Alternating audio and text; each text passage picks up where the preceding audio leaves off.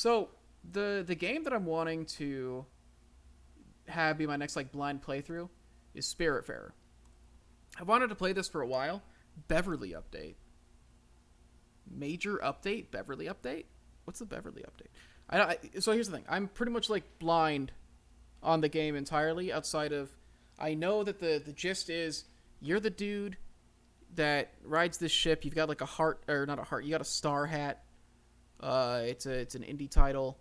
And the gist of the game is that you're on a boat and there's a bunch of spirits there and you're helping them to move on to the afterlife. I believe that's like a thing. It's like you ferry them across or something. That's all I know about it. And I wanted that to be the game that I play through. I wasn't sure if I wanted to do it today or if I should do a Labor Day special. I thought it'd be fun. Hard Space Shipbreaker is another game that I wanted to play. I'm not sure if I want to stream this, but I've heard really good things about this, and I know it's got like a very, it's a very pro union game from what I understand. I know extremely little about it outside Glittermitten Grove. Wait, do I have Glittermitten Grove installed? I do. Should I do Glittermitten Grove? I've had this installed for a long time and I just haven't done it. That could be fun. I don't think I want to stream Hard Space. Everything I've heard about Hard Space, I know very little about it. You break down ships, and the storyline has something to do with labor. You want to play Edith Finch? Do I have that installed? I've never played that either. I literally have it installed.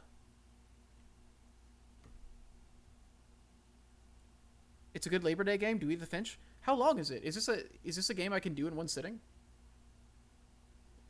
I think it is, right? This is a fairly short game, right?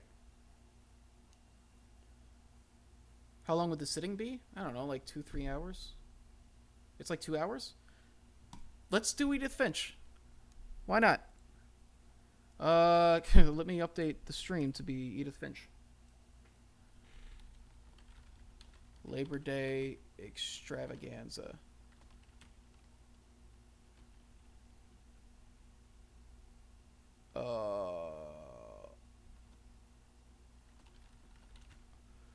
I'm gonna go with Labor Day. I'm gonna call it the Labor Day extravaganza so that people come in to see this. Maybe all the big Edith Finch heads that are gonna find this this stream. I want them to. Okay, I'm gonna replace brewing as a tag because I put brewing there as a joke. So I'm gonna put a tag that fits better for this playthrough. What reminds me of a speed run. This is gonna be a speed run. Also 100%. Also first playthrough. Also backseating allowed. Also no backseating. Those are the tags for this. There we go. I'm gonna call it the Labor Day extravaganza. So that people, all the big Edith Finch fans who come in to look at this, will think that I've been doing stuff all day. Just to mess with people. It'll be a prank just between us.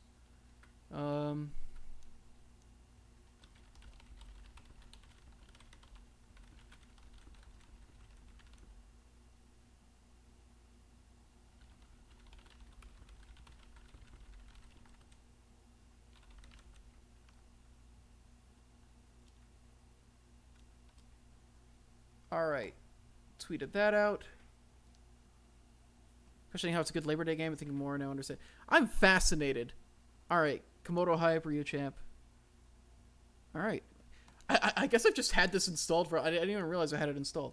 All right, let's boot this baby up.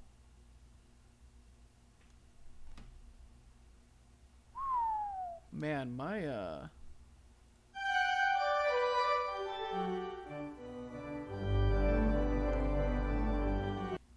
Are you kidding me? Will.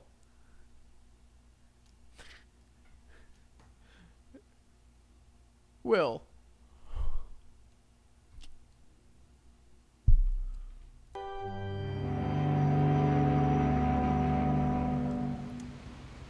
Do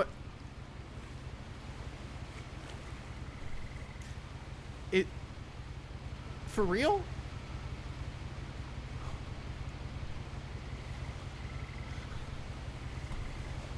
Why did I leave that active? That was just supposed to be a gag for the Winnie the Pooh thing. Alright.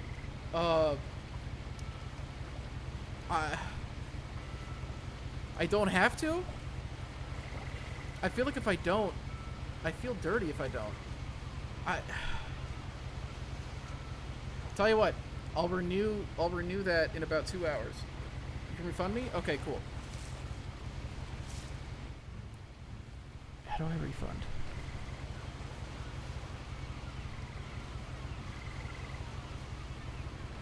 Look up how to refund you, please.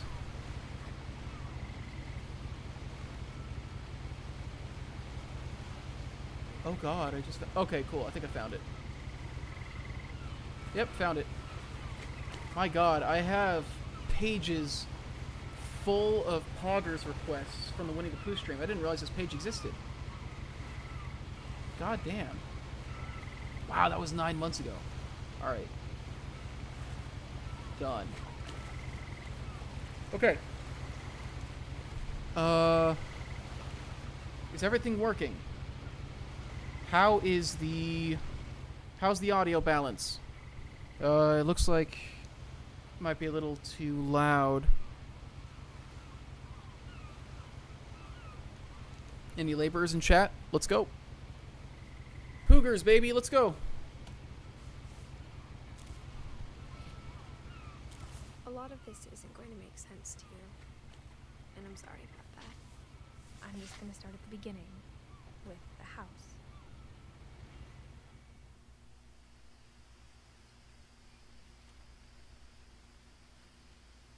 Okay, first thing you do, you turn around. You try to go backwards to see if there's any secret... Oh. My brother Milton disappeared when I was 4. It was like the house just swallowed him up.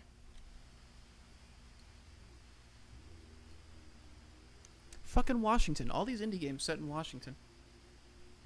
Washington/Oregon, the Pacific Northwest. This general look, Someone this had thing put that up I a grew up in. chain link fence, Oh. But it looked like I wasn't the first person to hop it. Wait, are we getting bad frames? Why are we getting bad frames on this?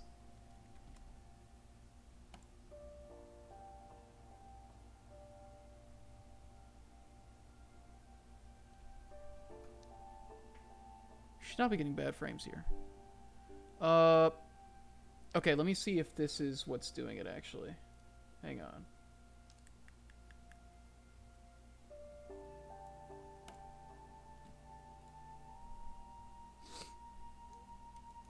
Let's try...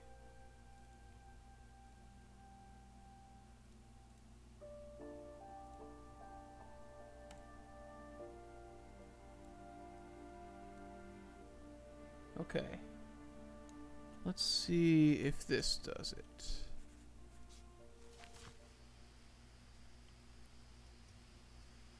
Looks like it's still stuttering to me.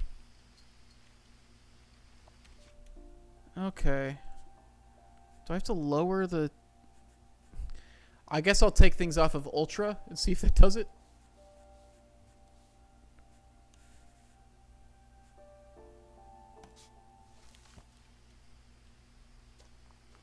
I don't think that's it.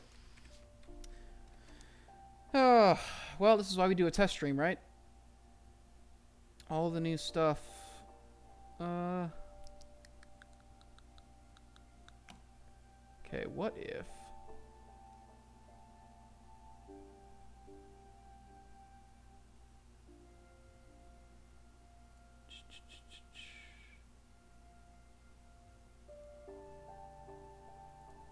Yeah, put it on max.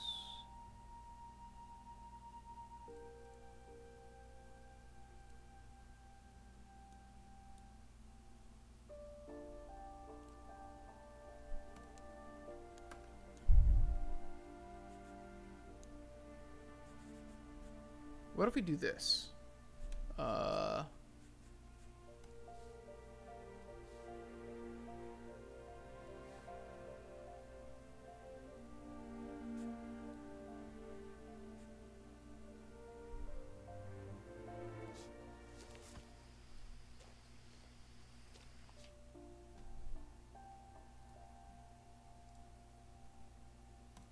Okay.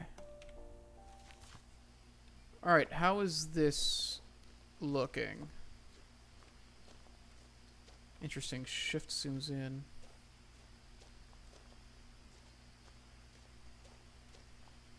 You see like a seam in the sky there.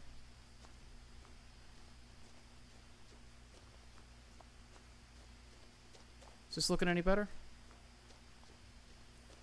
I lived here until I was 11, but I wasn't allowed inside half the rooms.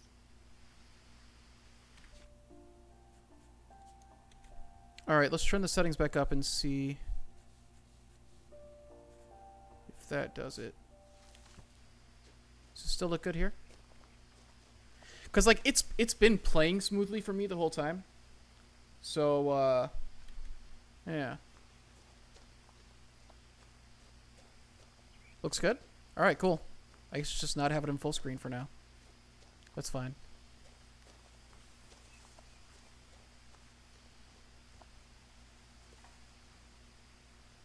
Inside the mailbox were bills from 7 years ago, marked urgent, open immediately.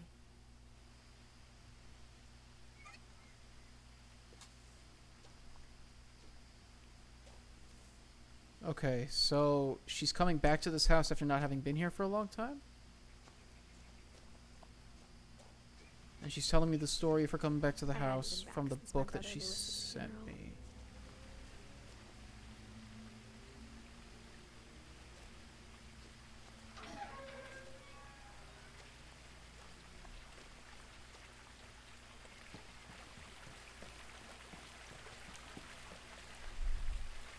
Yeah, I don't know anything about this. All I knew was that it was a walking simulator that a lot of people, like a lot of chuds, complained about. Saying that this was like In a will, SJWizing my games or mother whatever. left me a key, but didn't tell me what it unlocked. Maybe she thought I'd know. Or she thought the mystery would be enough to bring me back. So her mom's died? The Finches. Okay, so I got two ways I can go here.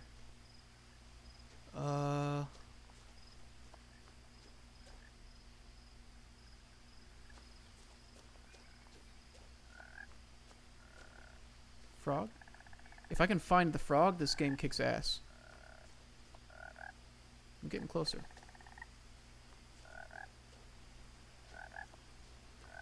Come on, baby. Where are you?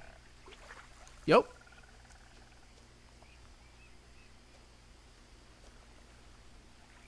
He stopped.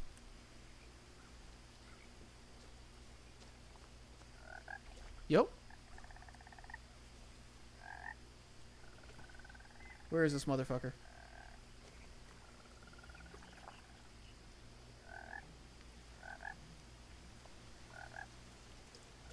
It's so dark.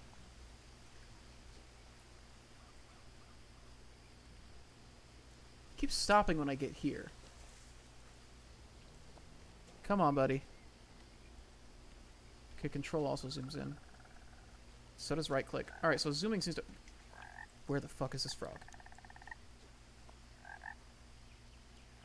The fact that, like, it stops when you get somewhere makes me think that you definitely have to be able to find it.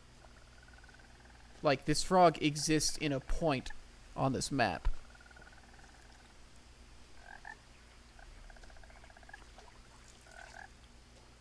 What made that noise?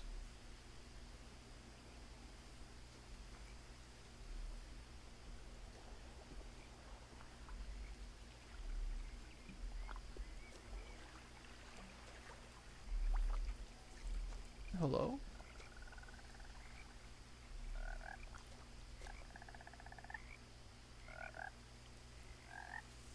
Buddy.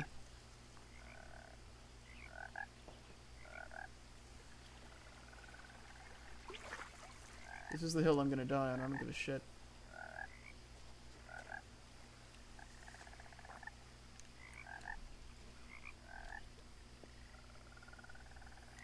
I think this is the way I'm supposed to go.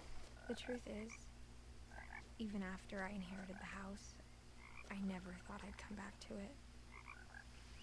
But now I had questions about my family that only the house knew the answers to. I'm kind of getting Gone Home vibes from it. Not just from like the it's a walking simulator thing, but I kind of feel like looking. The gameplay went bad again? Are you serious? When did it happen?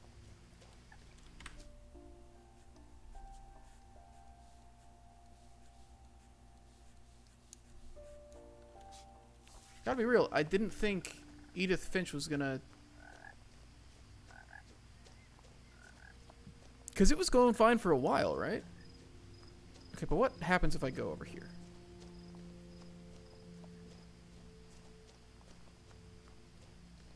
So here's the problem. I'm going to be so annoyingly completionist about this game that I'm going to make you guys hate it.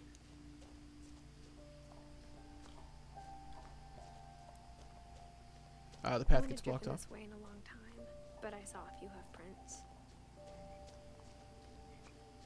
Unless both are valid paths? Yo.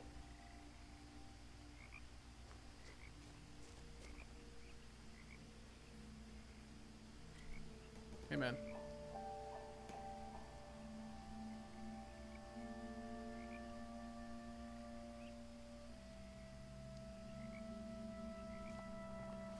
Come on, buddy. This is just like Life is Strange. Ah, fucking... Alright, there he goes. Okay, yeah, so either way is going to take me to the house, yeah? Did that fix the... is the game running smooth now? You know what? Let me close some things that might be causing issues.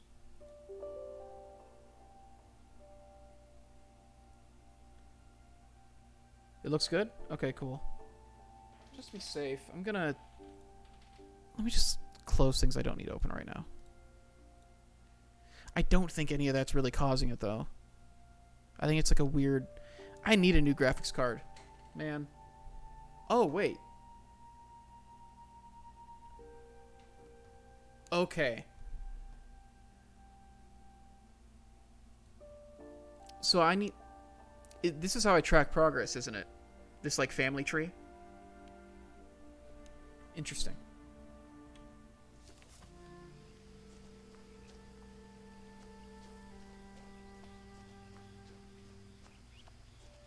I wasn't sure if there was going to be a progression to it, really. Because, yeah, like, Gone Home didn't really have one as far as I remember. Yo, that house. This reminds me of one of my aunt's houses.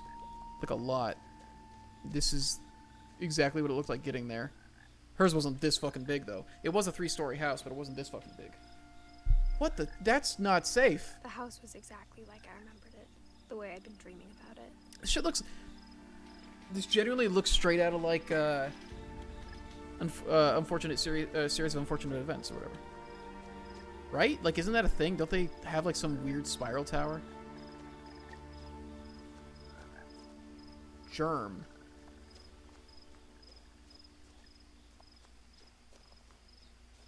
Also, I swear to God, if this ends up being a horror game, and shit starts jumping out at me, I'm gonna be fucking pissed. This game is very Snicket core. I'm not really a fan of series of unfortunate events. Is that a frog? That's the frog. I found a frog. No, that's just part of the branch. Is it? Wow, that's a lot of missing posters. Missing posters, but they're right there.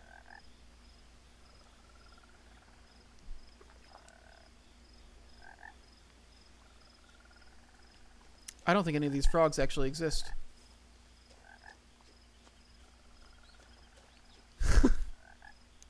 No, fuck you. I'm not giving you this one. You can't just pull that anytime you don't like one of my jokes.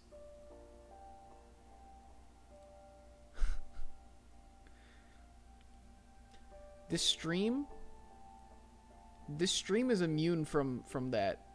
You have to realize. We've already decided it's immune from it. It is a funny gag, though. Alright. The woods around the house have always been uncomfortably silent. All roads. I got an achievement for checking both paths. Nice. as if they're about to say something but never do. Fascinating that it played that dialogue going that direction. Even though I did it, I assume, in the way they, like, the opposite direction that they intended. Oh, I can go over here. I wonder if there's any stuff for me to find out here. Because, like, okay, so she's established the goal. The goal is to find out about the family. Jesus, there's posters down there.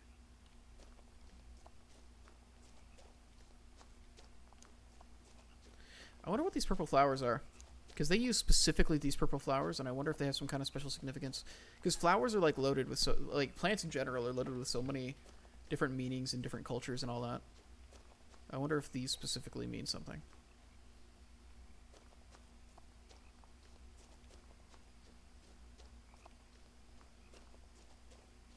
Dude, I was up in Vermont a couple weeks ago for work, and just being in... Like, we took a walk through the woods around... we were seeing one of the sculptors for Dwarven Forge, Eli. And just taking a walk through the woods around his place and remembering what it's like to live in that kind of area was wild.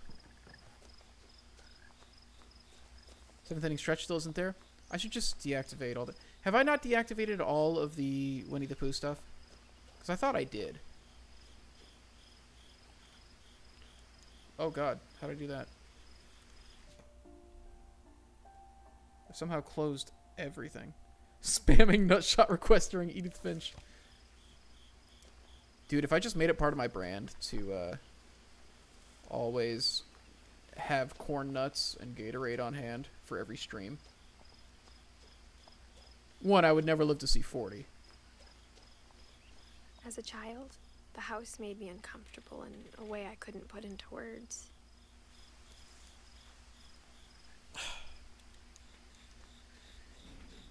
You say Riker is your inspiration, commit to it?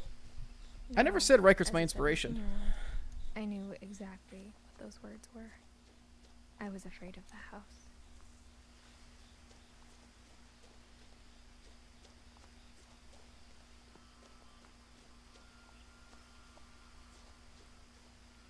They're definitely setting this up like a horror movie. I wonder if it's like Gone Home, where it's going to have like an eerie atmosphere.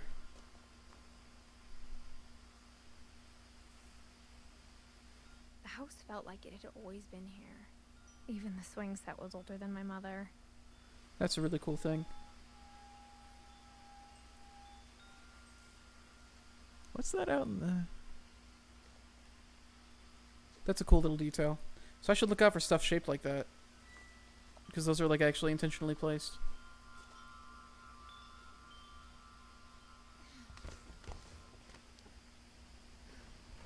Crawling through the doggy door used to be a lot easier when I was 11. No, I have not fully recovered from the Gatorade overdose. The night we left. Night we left? So we just abandoned this house entirely?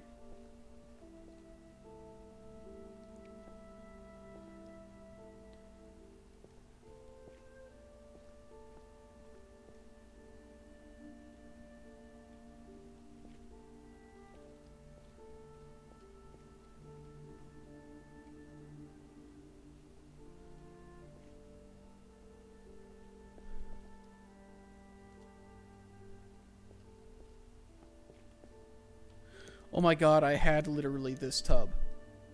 Like, or pool, whatever. I had literally this one. God damn, that was... I feel like everybody had those in the 90s, early 2000s. Whoever made that brand of pool. Are they still around? Do people still use them? Have they moved to a different aesthetic by now?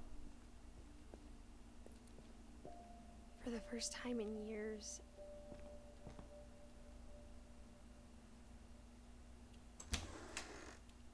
I felt like I was home.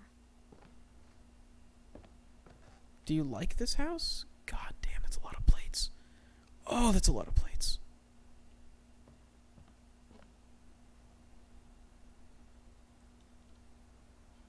Dawn, Lewis, Milton, Edith. Edie, Dawn, Lewis, Milton, Edith. They left in 2010?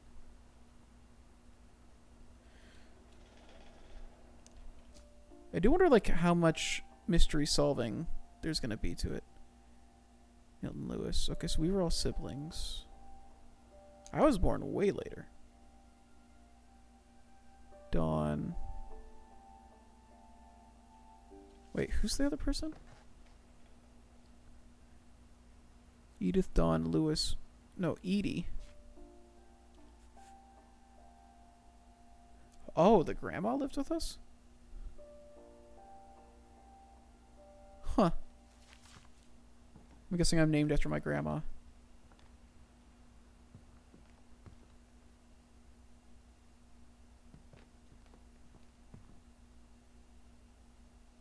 But instead of a family, there were just memories of one. Oh, there we go.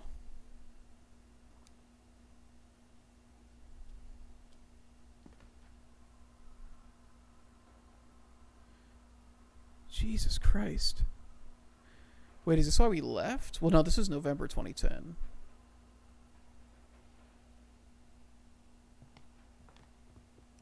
The calendar showed January, so he probably died after? Although the calendar might just have not been... I never use my calendars, if I'm being honest. I've had several calendars and I never actually use them.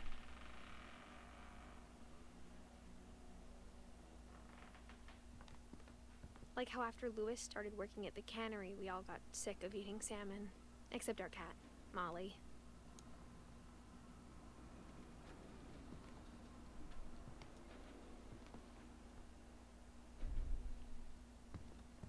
Or how only one restaurant would deliver to our house, so we had Chinese a lot.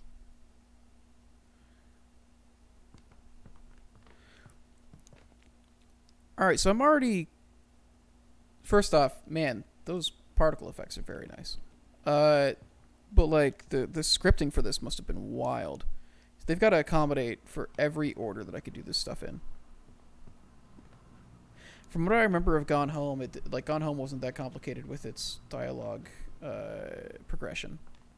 But this is already, like, sounds very natural.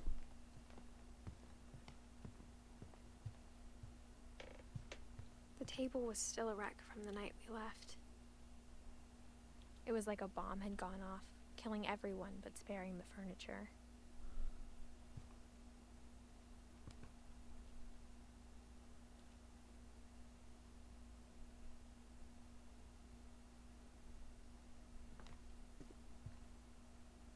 I'm actually surprised at what a good state everything's in after being left here for years.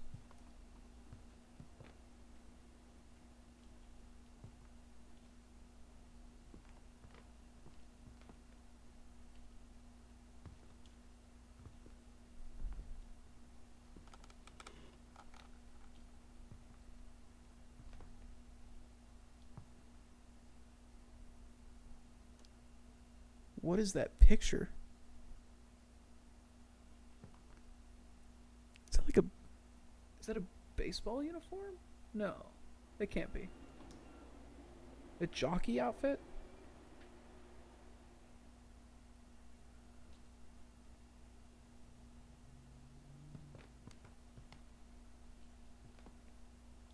This just seemed like regular... A lot of regular old person house photos. Some good family photos. I wonder how they got all these assets together. Jesus Christ, that's unsettling.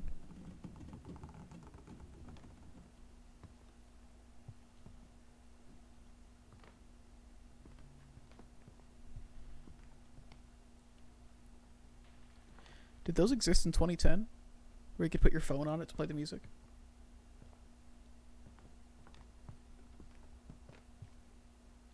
There's not a lot in this room, I don't think. Nothing in the house looked abnormal. There was just too much of it, like a smile with too many teeth. What the fuck does that mean?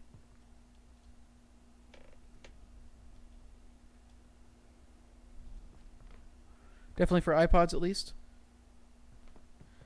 I guess I just just don't remember. Maybe we just didn't have one. Because, 2010 was the year that I graduated high school and moved out here. iPods definitely were a thing. I never the fireplace had had one. a story. Edie told me the bricks came from the original house after it sank. Okay, that's a story. That was also a cool After Effects effect right there. I would like to put that transition in my project, thank you.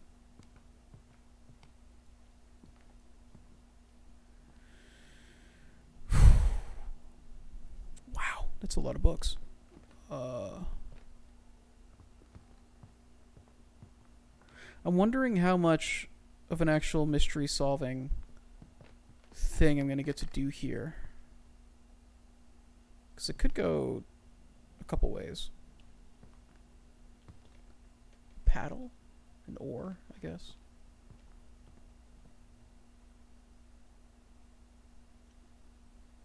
Is that like before the Iwo Jima picture?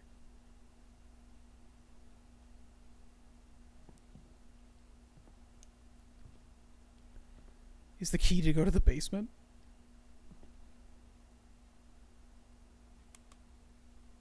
Barbara. Oh, that's cute. Great-Grandpa Sven built a music box for Barbara, along with the rest of the house.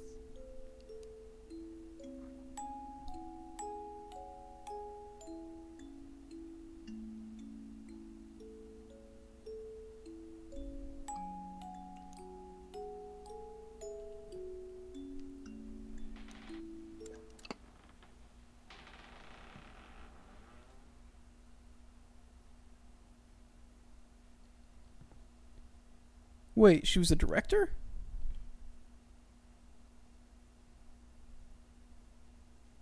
For like old trashy horror movies?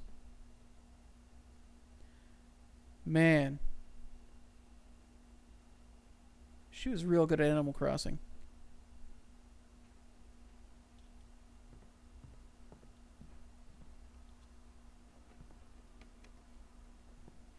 A lot of things got left behind in the whirlwind of that last night.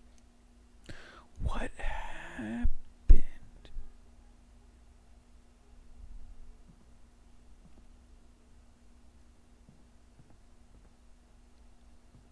Jesus, that door is just like impassable at this point, huh? It's foamed in and everything.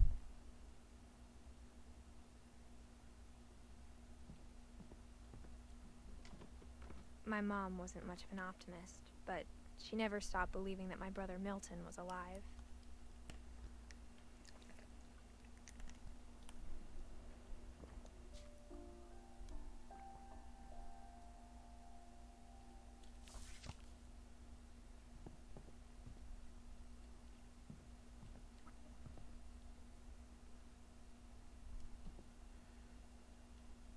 You looking for holes to look through?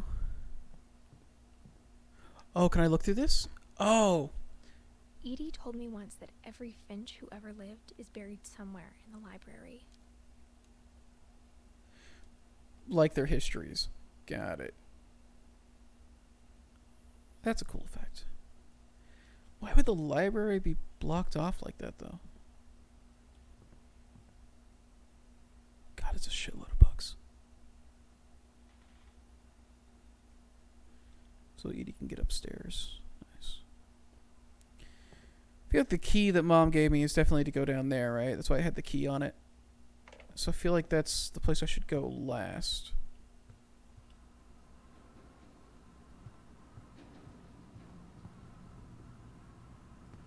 What is making this noise? Did we leave the the hood on?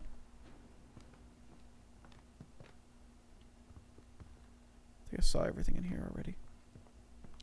I kind of want to check out the front of the house.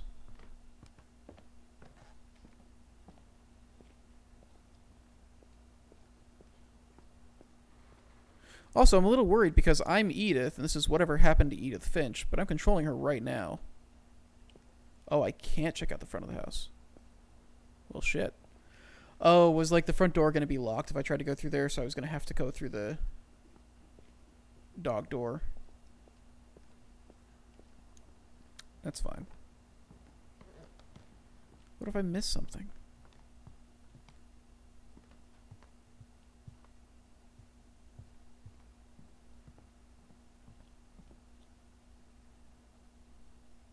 Why do they have so many goddamn books? After Milton disappeared, Mom sealed up all the bedrooms. Oh, okay, so she started losing it. Okay, so that's all cookbooks. Really curious about a Viking's Belly. Big Book of Homeschooling. Oh, okay, they were homeschooled. Man, the Carpenter, Norse myths, the weird, the metamorphosis. More cooking.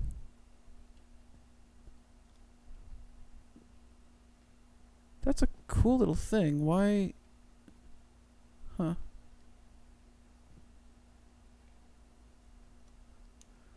How many cookbooks do you need? Then Edie retaliated and drilled peepholes. Why?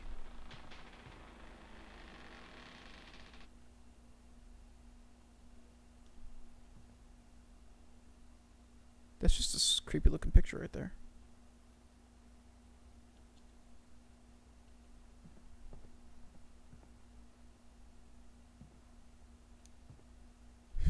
Excuse me? Why did you get this framed twice? What do you like so much about this picture that you need it multiple times throughout your house?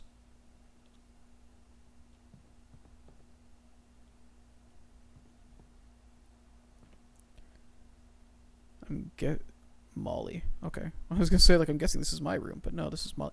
Oh, wait. Molly always seemed like a girl I could imagine being friends with, if she hadn't died in 1947. She died at 10 years old.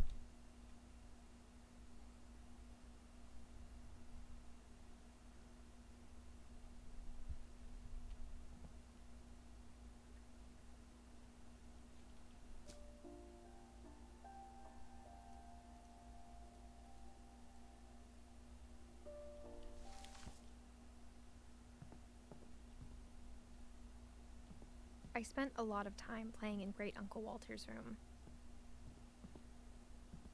I think my mom sometimes regretted not sealing it up.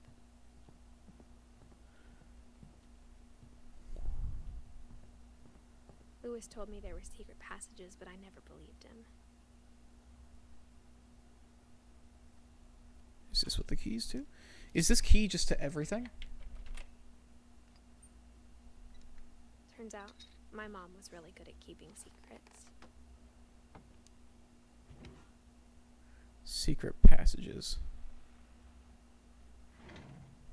Now it was time to find out what my mom had been afraid of.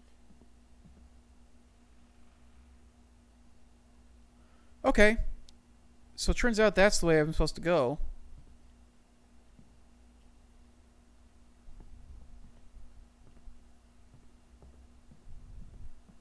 Let's go take a look at the other stuff.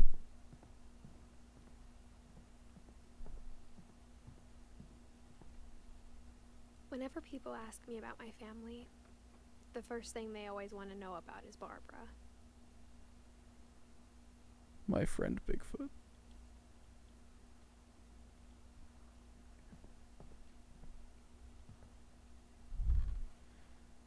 Barbara was a child star for 2 years, until America grew out of it.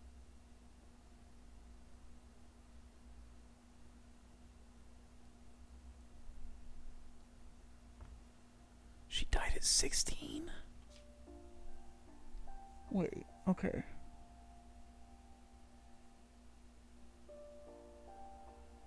Molly also died young. Molly died when she was 3. Seems like a really tragic family.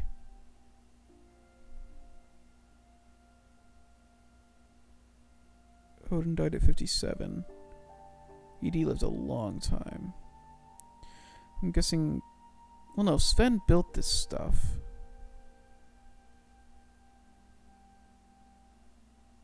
So Edie is Odin's daughter? Okay, that has to be it. So Edie and Sven. Walter didn't marry. Walter lived a while, though. He died when I was 6.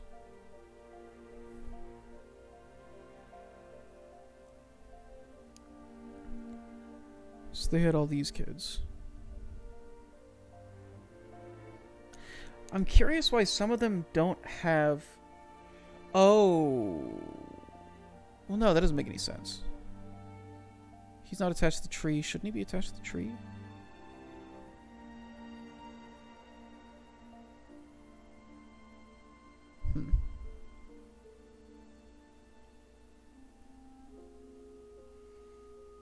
I'm guessing Sam and Kay were the grandparents. So Edie's a great-grandparent. Sam and Kay are the grandparents. They had Don, Gus, and Gregory. Don and Sanjay had these kids. I think.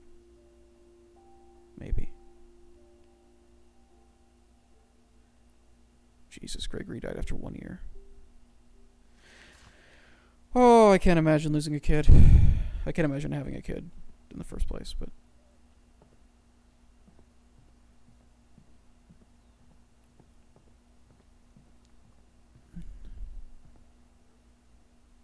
Sven and Edie. Yeah, okay. The last time I was in Edith Sr.'s room, I was 10 and she was painting my portrait.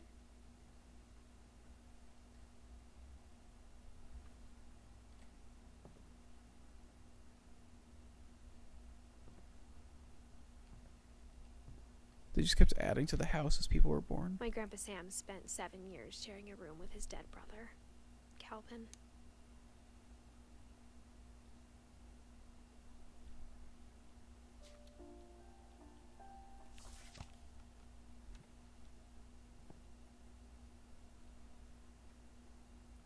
Calvin's super into space. Sam's a military guy. Sven and Edith are... I mean, they're the progenitors of the Finches, so they're big Finches. Got it. Gregory lived for 1 year. Jesus. As a kid, I just assumed every house had peepholes and sealed rooms you weren't allowed inside of. Mount Rainier. So his bedroom is a bathroom.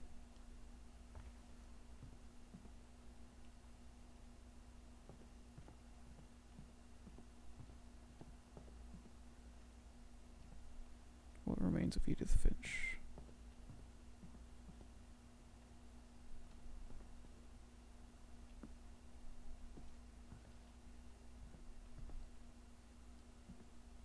What a weird place for an outlet. Mom must have locked the 3rd floor stairs on the night we left. Huh, okay. Edie's father, Odin, built the original house.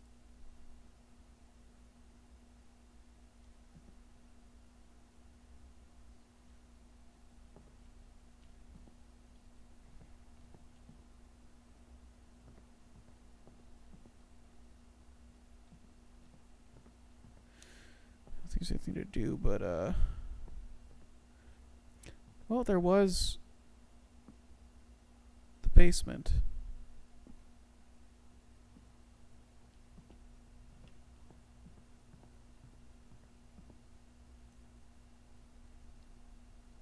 Mom always told me to stay out of the basement, so I wasn't too surprised when the key didn't fit. Fine. Okay, let's go to the spooky room. God. Okay. I don't like...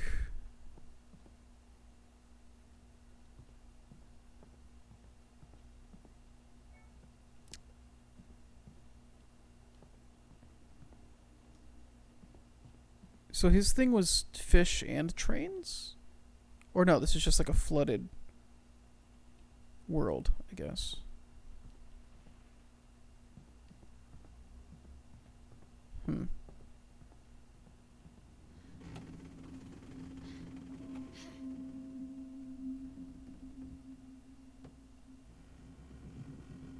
It seems like it'd be really cool in VR. I wonder if it has a VR version. From the paintings on the wall, it was clear my brother Milton had been here before me.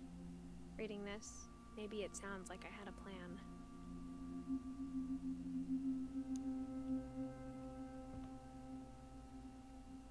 So Milton found this and just hung out here?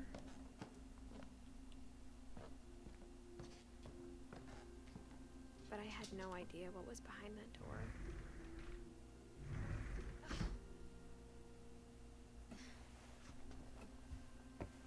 Just like I had no idea where all this was gonna lead.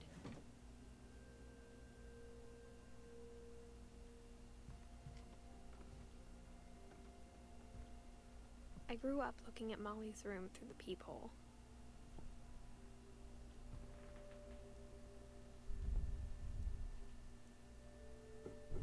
Molly's gerbil had a tiny bedroom with its own even tinier gerbil cage. Oh my god.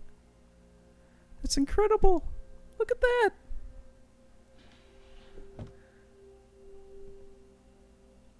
Ah, fuck, that's clever. That'd be a real fun thing to... Man, people have done such cool things with, like, hamsters and gerbils. Let me rephrase that. People have built some fascinating... For the first time, I felt like I'd stepped behind a painting.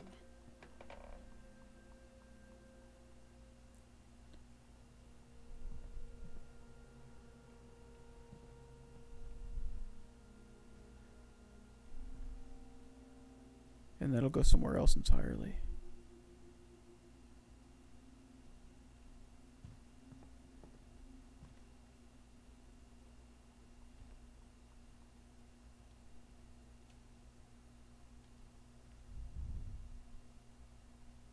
I got the sense Edie had spent a lot of time here before my mom sealed the doors. Okay, so she sealed the doors after Milton died, right? 2003? She said that I had been in... She said that I had been in Edie's old room when I was 10, so that would have been 2009. We left this place when I was 11.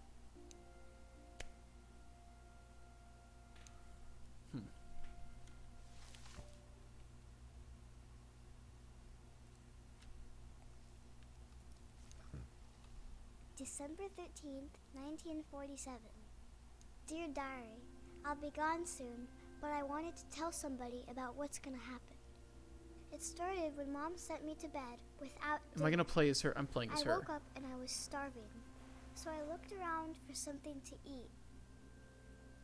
Not going to the hamster. Not going to the fish. The gerbil food? No, don't eat the gerbil food. There's nothing I can do but eat the gerbil food, huh?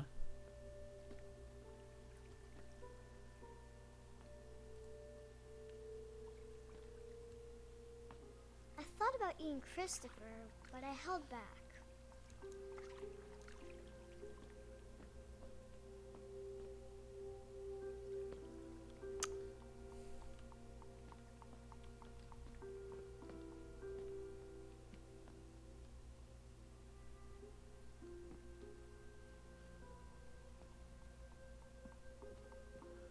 So the idea that I start playing as the rest of the Finches is fascinating. The gerbil food was dry, but I didn't mind it.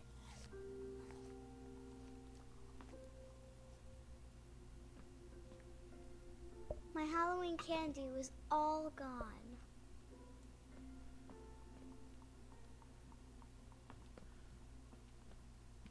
Okay, but what's in the... I haven't seen this room before. I kept eating and eating. No. What? Okay.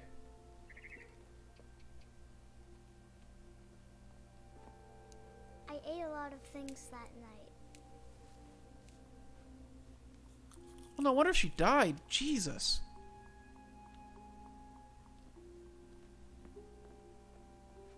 Then I heard chirping outside my window.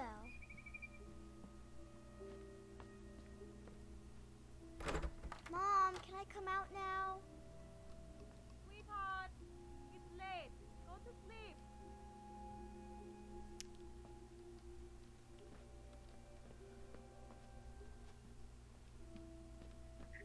It was a barn swallow going back to her nest.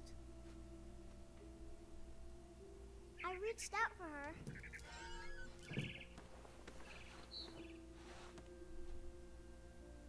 And suddenly, I was a cat.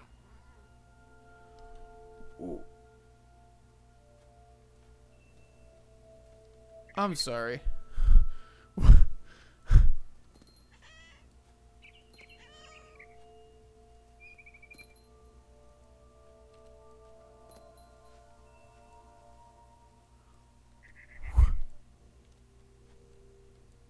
What the fuck? I tried to be quiet, but the bird was really scared.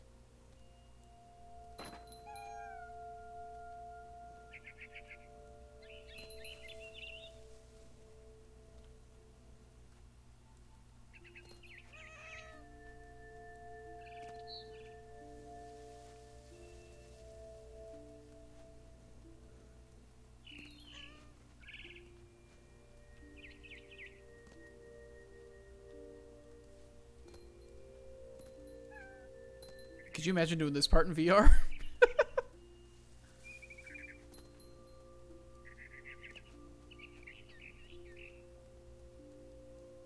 I jumped and I almost got her.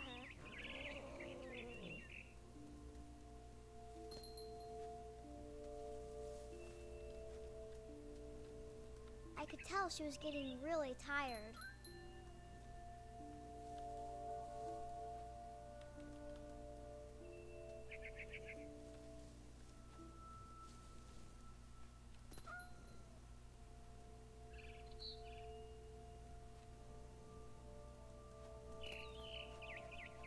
Now I was up in the big tree. I promised Dad I wouldn't climb it anymore. All I cared about was eating that mama bird.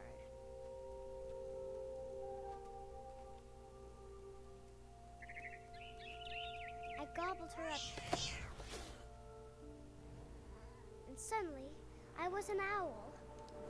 First, all I heard was the wind.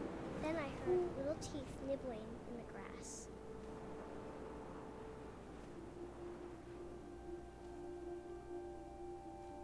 What a fascinating...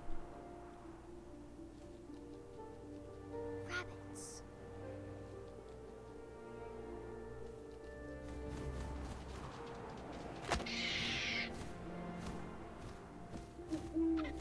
I imagined his face looking up and seeing mine through my talons. I swallowed him up, and I didn't chew one bit. Then I flew off to find something. Is that how they eat rabbits? That's not how they eat rabbits. Their mouths aren't that big. Right? I mean, I'm not educated, but like... A mama rabbit.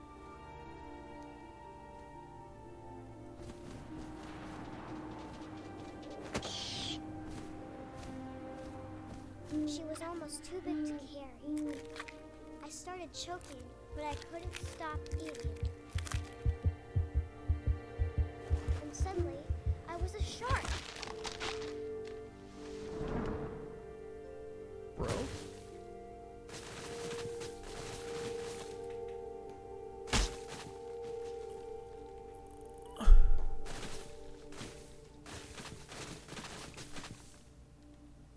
Just trying to do some goat simulator ass bullshit.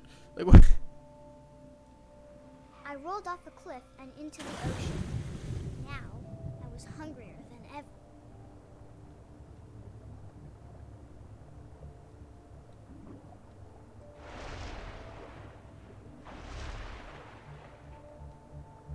I wanted fat, juicy seals.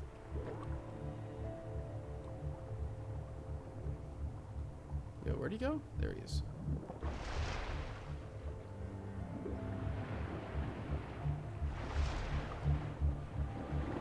I tore off her flipper, and it tasted really good.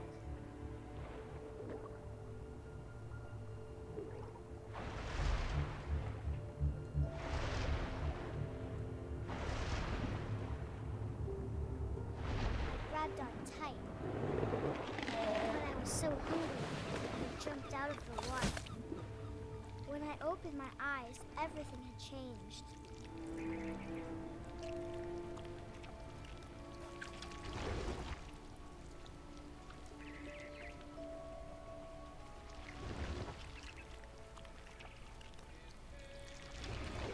Okay, so when I click, Now it I changes was a perspective. monster, and I smelled people everywhere.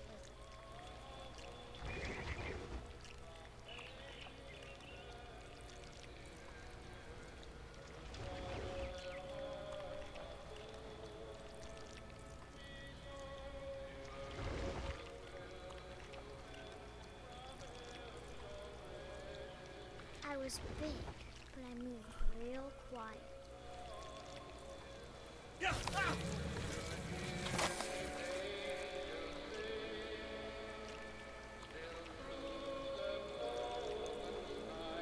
What is this game? This is not what I expect. This is not what I expected from this at all. Would I open the door if I went to that door? Yeah, I want to see if I can open that door. I wanted to stop, but also I didn't.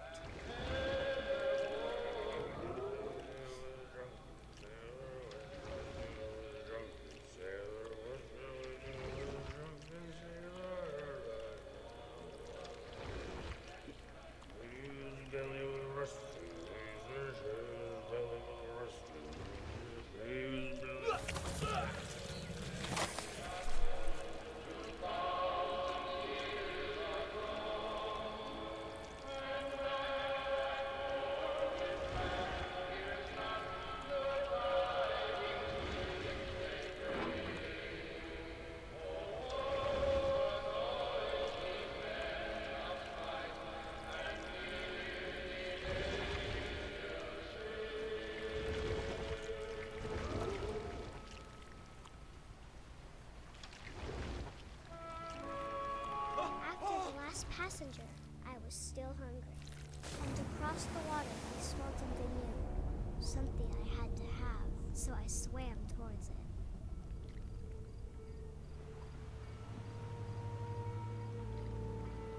I slithered onto the sand, and the good smell went into an old pipe.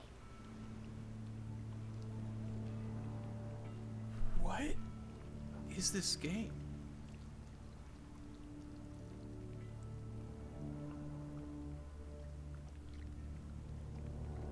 Oh.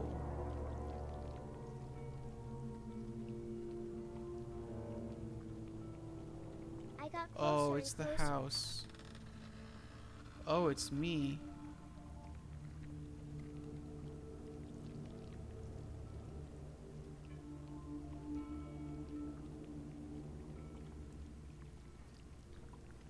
All of my stomach started growling. And suddenly, I was me again. I held my breath for a long time, but I couldn't hear anything. I think it's waiting for me to fall asleep. But it's not going to wait much longer. It needs to be, and we both know I will be delicious.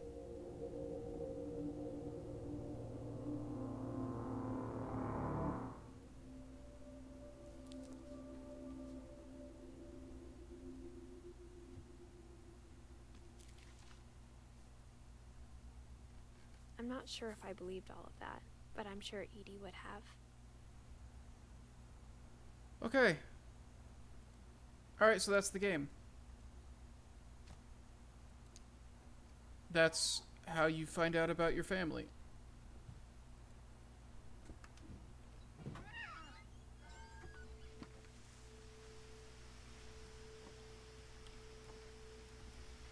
Well, let me...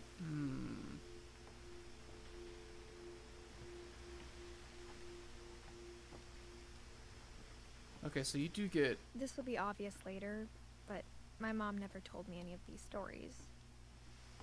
Edie would have, but Mom didn't like bringing up the past. Though, when we adopted a stray kitten, she was the one who named it Molly.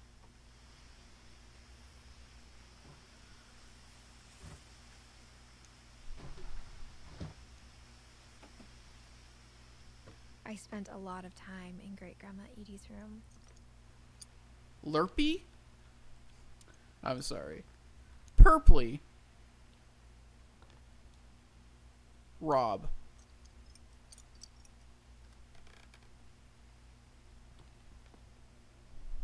Perpy? Or Furpy? Man, she has a brand, I guess. Zerpy. Are you fucking kidding? Derpy Jr. Burpy. Bob. Okay, wait, so lizards get ob names. Birds are erpy.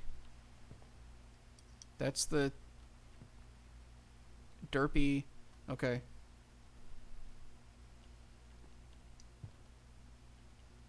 Shrine sketches. I want to read that.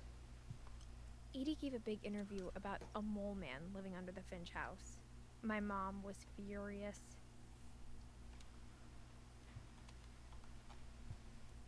I hadn't thought of myself as Edith Jr. for a long, long time.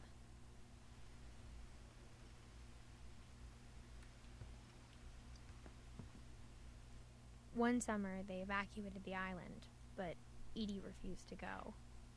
For a few weeks, she was a celebrity. See, that story, I'm pretty sure, if these devs are from the Pacific Northwest, I'm pretty sure this is inspired by a dude. When Mount St. Helens erupted. It's a volcano. When that erupted, there was a dude. It was kind of a big deal. He was just like, I've lived here for forever. He like lived like basically on the volcano, and I'm pretty sure he died. Built 1937.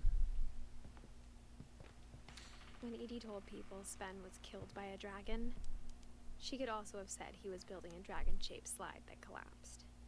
She could have, but she didn't. Oh.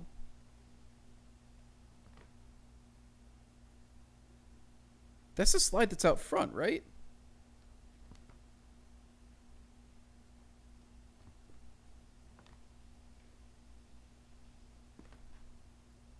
Even in her 90s, sometimes Edie seemed a lot younger than my mother.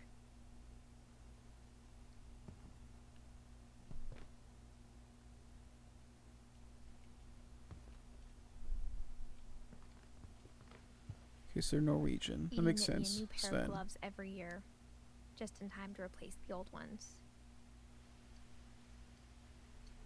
Louis died a week before we left, but Edie had already started to memorialize him. Oh.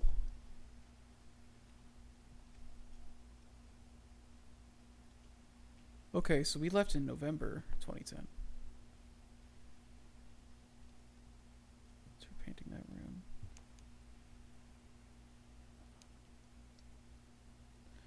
Calvin and Sam were twins? Yeah, both 1950. Calvin died at 11. Jesus. All these kids, like... Her room was like a museum.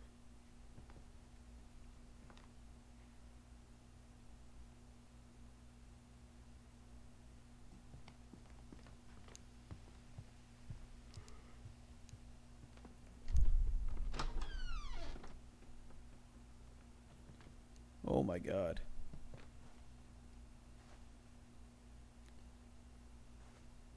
So much shag carpeting in a bathroom. The only trace Grandpa Sam's first wife Kay left on the house was the pink bathroom. Nice. It was a pretty big trace.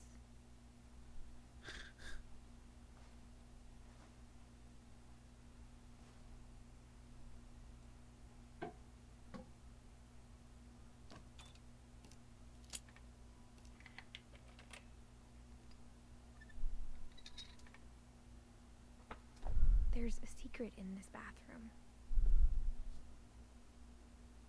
It's in the last place you would look. It isn't in the cupboard. It's hidden in this book.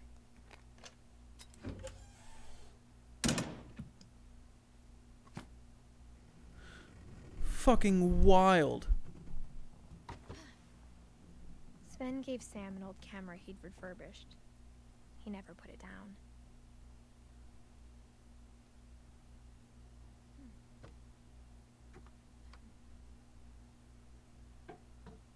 Okay, so I can go back and forth out of this one.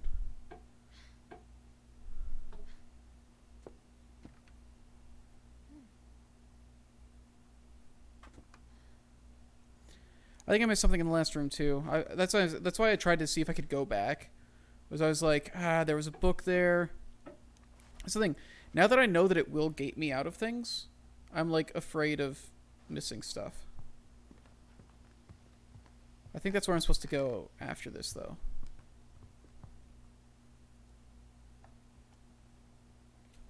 For 500 years, the Finches have been famous throughout Norway for their fortune and misfortune.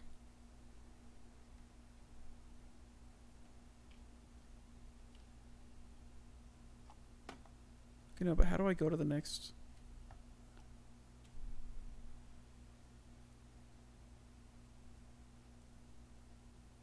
Odin Finch buries the latest victims of the family curse, his wife Ingeborg and their newborn son, Johann. On January 7th, 1937, he set sail with his family and his house, hoping to leave the curse behind. Jesus, he literally sailed this house across the... But 40-foot waves off the coast of Washington send the house and Odin to the bottom of the sea.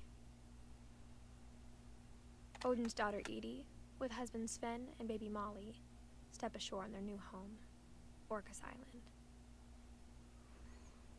What the fuck? Odin Finch is the first to be buried in the new family cemetery. His daughter Edith is already dreaming of a new Finch house.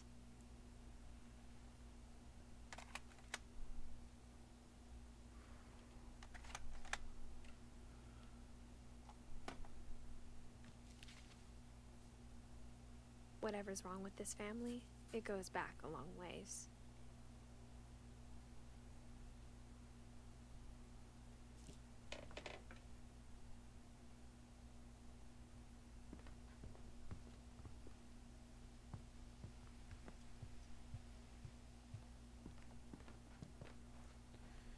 All right.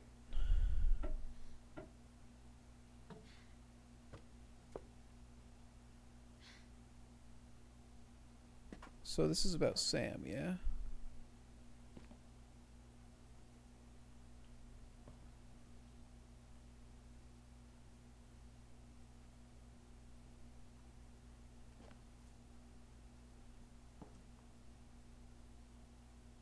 Murder probe clues exhausted. Murder probe? Couple turns land into a native haven.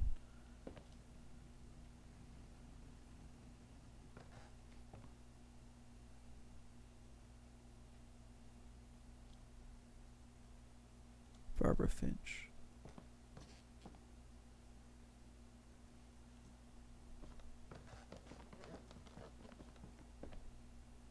Milton was here too.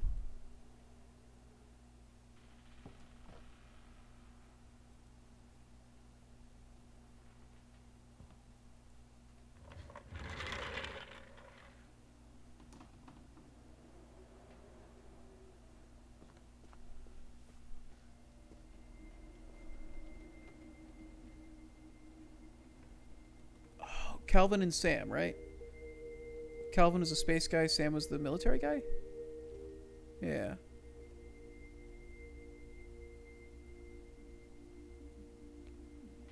Why was his roped off? Fort Calvin. Fort Sam.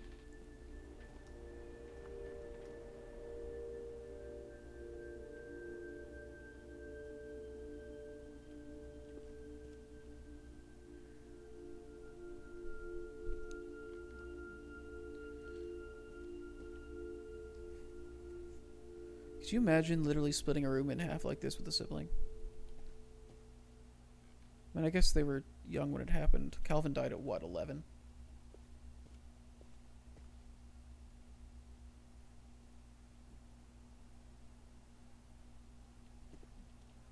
God, imagine. I knew Grandpa Sam had a twin. and that he never talked about him.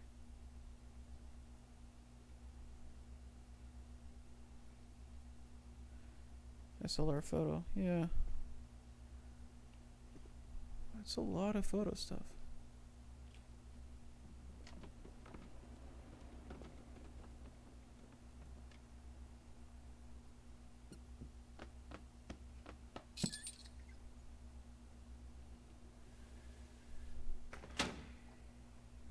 Bro. Bro.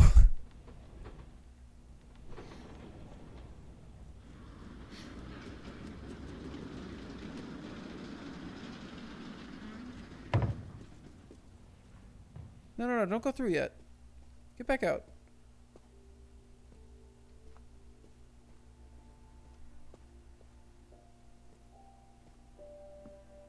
I guess my grandpa didn't like history any more than my mom did.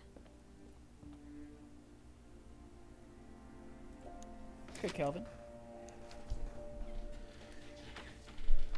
How I Want to Remember My Brother by Sam Finch. The thing I remember is that when he made up his mind, that was it. This is that broken swing? Oh god, is this how he died? Jesus Christ, his foot My is brother absolutely said broken. he'd die before he ate another mushroom. And he did. Oh god. At Barbara's funeral, we swore we'd never be afraid again. And he wasn't. I think Calvin always wanted to fly. Jesus Christ.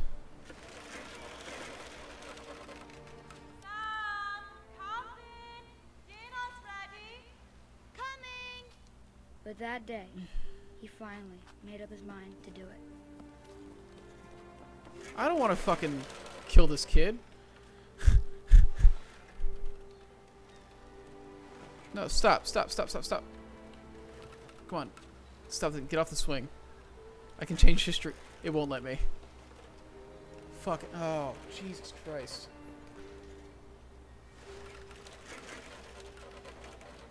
It's gonna break and he's gonna fly off. Fuck, dude. I don't want to kill this kid. I told him going around was impossible. Maybe if I hadn't said that.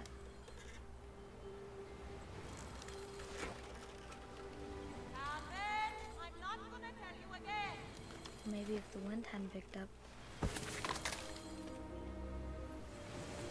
Then maybe God, I'd dragging your still be foot here. when you're going on the downswing. But I don't. Like, I think he'd already made up his mind. That's what I want to remember about my brother.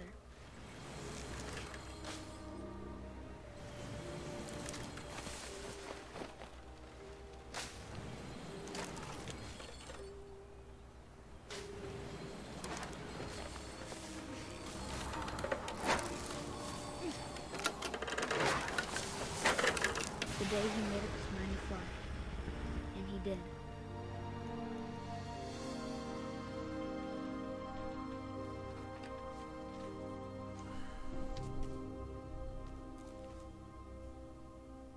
Calvin's story felt strangely familiar.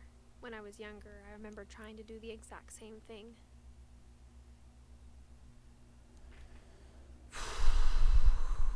okay. Now the question is Sam going to be in the same room or not? God, literally the entire family has died. Outside of me and maybe Milton.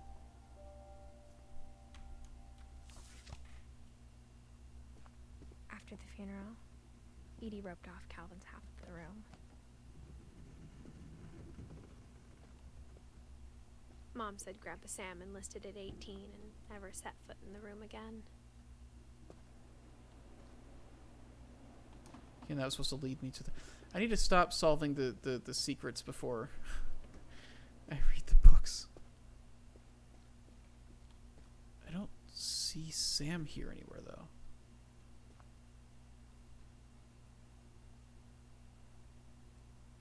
Sam's thing might not be here.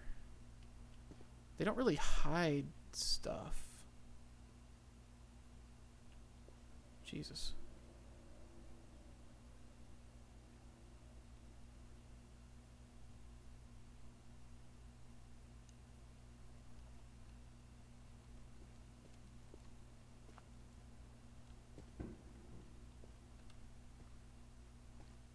Was Sam actually back in there and I just missed it?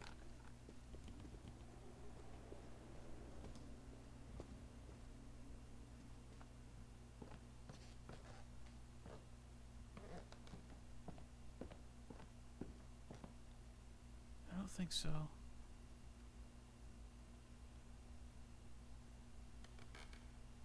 I don't see where I could have missed it at.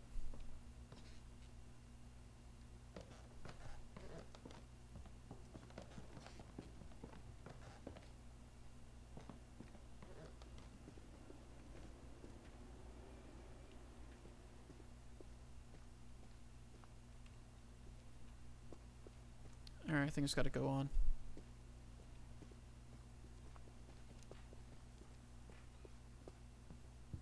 The passages were a pretty tight fit. They'd obviously been built for smaller hands and bellies. What about a Viking's belly?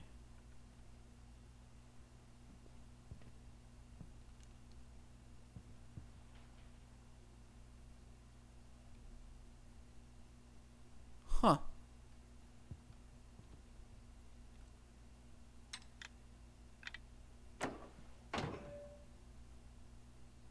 Okay, so that's a way I can get back in if I need to.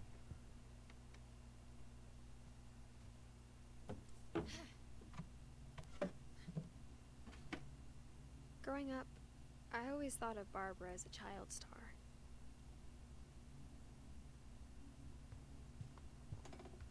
I never thought about how hard it must have been for her afterwards.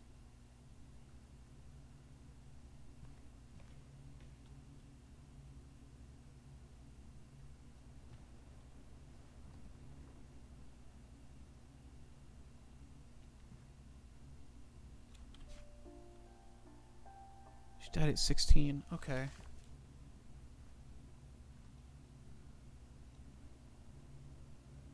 Well, that's just terrifying, honestly. Not a fan of that.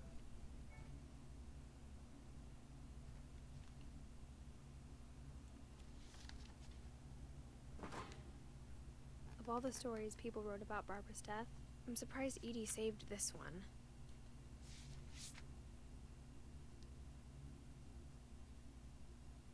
Old Jack here with another ghastly tale inspired by America's most unfortunate family. I'm calling it The Surprise Ending of Barbara Finch. This just seems like bad taste, right? As a child star, Barbara was famous for her scream. Now at 16, she was all washed up. A has-been. BeastieCon. But in a lucky break, she'd been asked to perform her signature scream at a local convention for monster movie fans. Hopefully they give her extra ball pit time for that. Boost her career needed. Unfortunately, her scream hadn't aged well. Getting better. I think you just need the right motivation. Her biggest fan and current boyfriend, Rick, was about to demonstrate when... Now that was a great scream. It was Barbara's father, Sven. He'd slipped into a table saw and had to be rushed to the emergency room. So Barbara got stuck babysitting her youngest brother, Walter. Her convention comeback was cancelled. Okay, I'm hearing frustration, but I'm not hearing terror.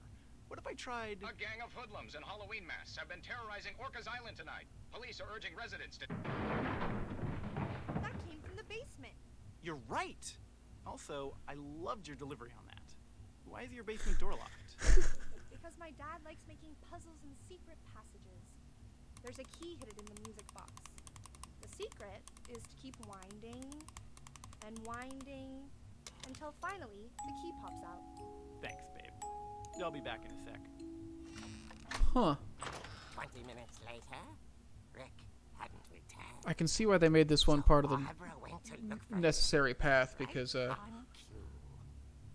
this is one of the ones they definitely put more effort into. She reached for the music box.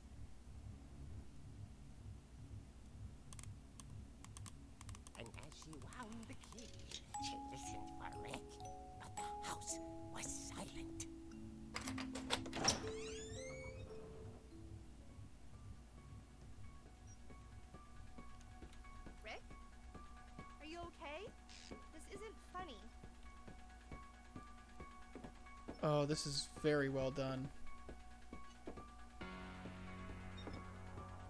She found Rick's crutch and imagined the worst.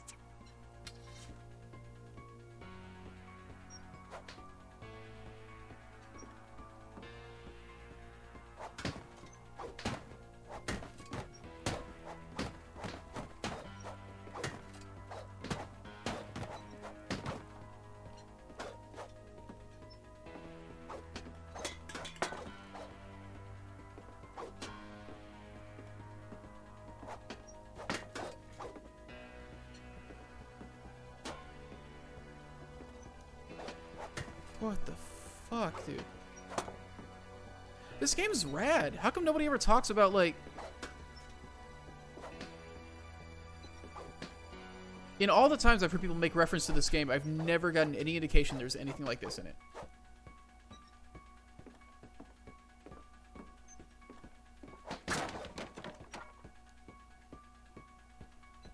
The gang's leader is the infamous Hookman killer, Dr. Carl Hamill, who impaled and then ate his family 10 years ago tonight.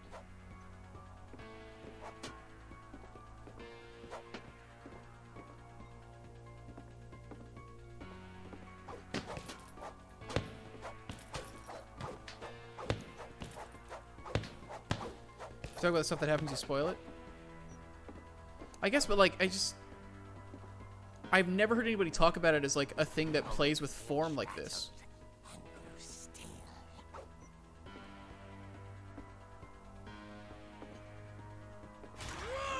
Oh dear!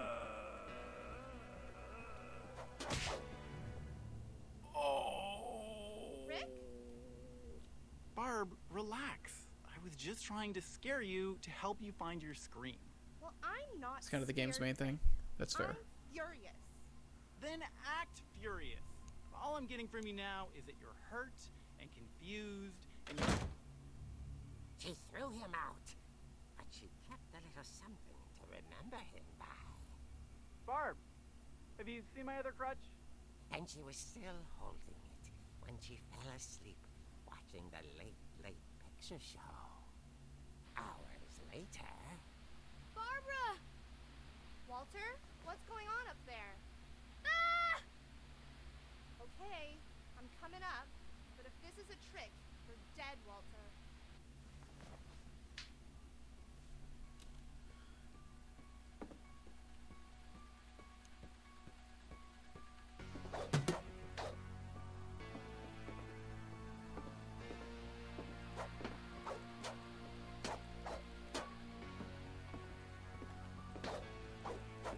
I just can't get over being able to just beat the shit out of this place.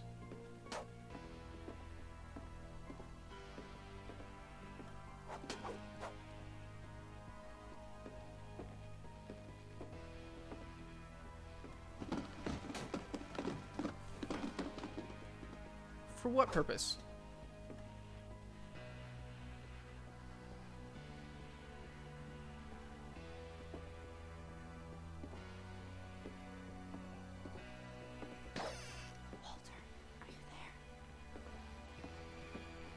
Walter vanished, but his bedside radio was still on. Orcas Island police describe the man as 6 feet tall, with a steel hook for a hand. Residents are urged to lock all doors and windows and notify the police of any suspicious activity. Barb returned, saw the hook man, and was speechless. He was quite smashing.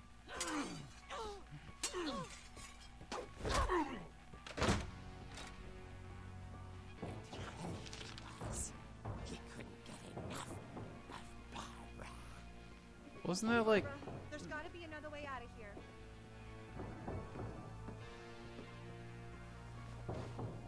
That night, she played her part beautifully.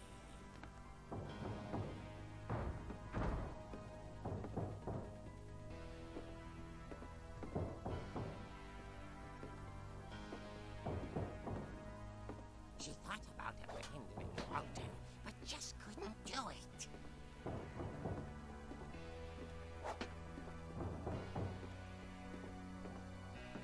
Molly's door hadn't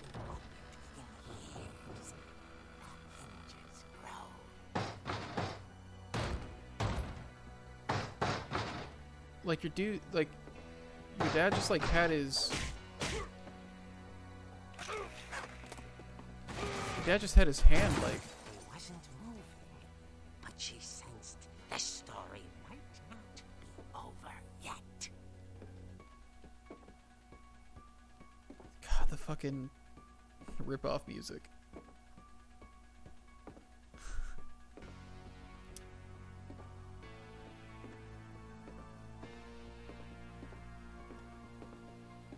The hookman had vanished. She listened for his breathing, but all she heard was...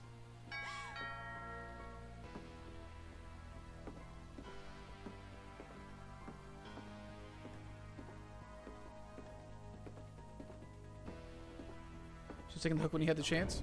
She Wait, can I do that? was coming from inside the house.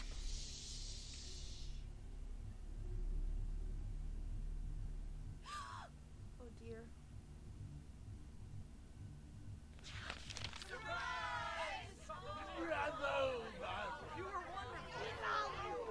monsters had come to surprise her. For Barbara, it was a dream come true. Then she saw what kind of monsters they were, and she realized what was about to happen.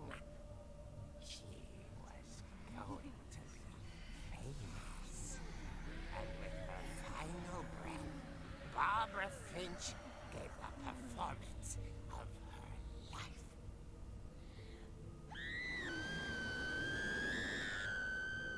I wasn't there myself, but I hear Barbara was magnificent. Poor girl. She had a taste for stardom. But unfortunately, so did her fans.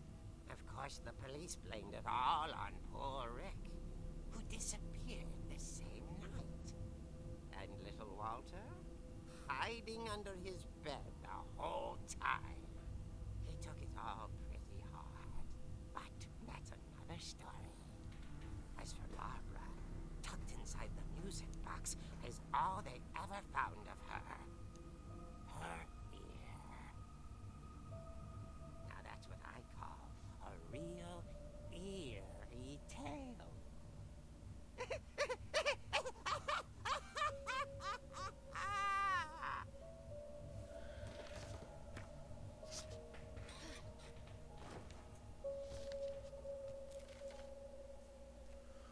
Edie told me all Barbara wanted was to be remembered, as absurd as that comic was. Maybe what Edie saw was a happy ending. How long did Walter? Walter lived quite a while, actually.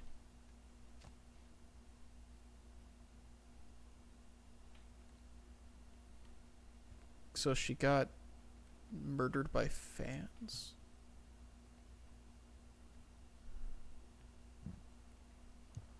Or her boyfriend, I guess. Either way. Also, hi, how are you doing, Commerce Demon?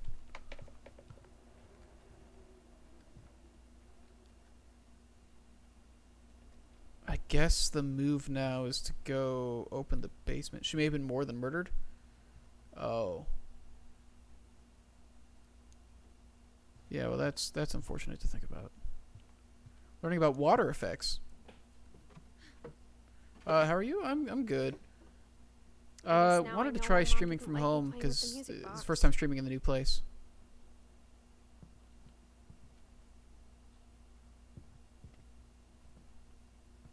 So I wanted to make sure everything is still working. That's just a theory. That's fair. Either way, so what it seems like is people broke in and... All those times I played with the music box and never found the basement key. I don't like how shaky those words were. God damn it, Will. Huh. So I can't go back in there and check out her bathroom. Fascinating. Wait, did they close off? Okay, they didn't close that off. Interesting.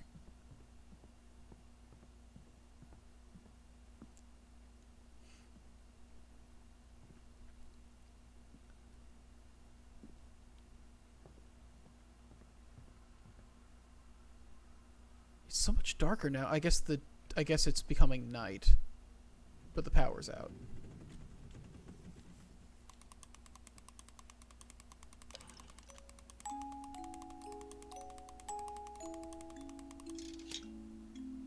Yeah, there we go.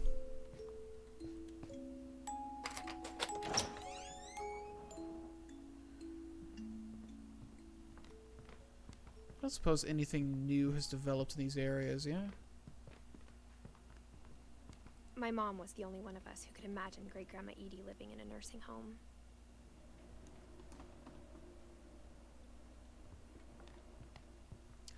The game's definitely getting creepier over time. The light going down is not fun.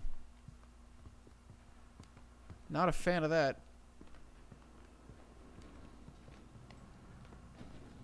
I think I might have just missed that earlier. I don't think anything new has actually happened.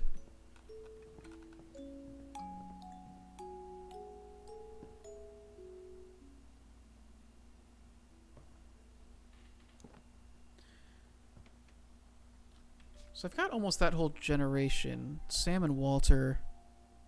Edie's probably going to be the last one I get. I don't think Sven's going to have anything. I'm assuming the people who are blacked out like this, I'm not actually going to find stuff for. Actually, Milton will probably be last. Edie or Milton. Sam and Walter. I was in Walter's room.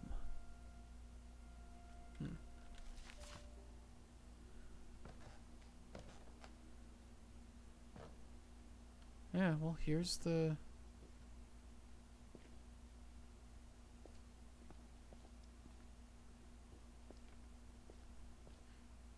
Sven.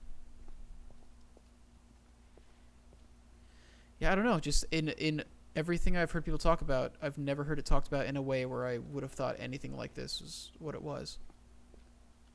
It's really cool. I understand why this is the one that stood out from all the games like that got made over time. Unless I wanted another tetanus shot. Oh.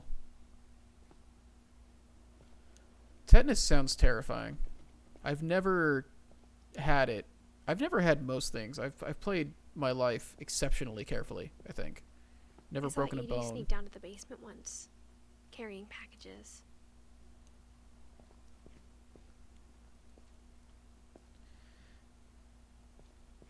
That's fair. I just think it's kind of a shame because yeah, like I've never heard anybody talk about it in a way that made it. I never got the impression that it was going to be anything other than just like Gone Home or something like that.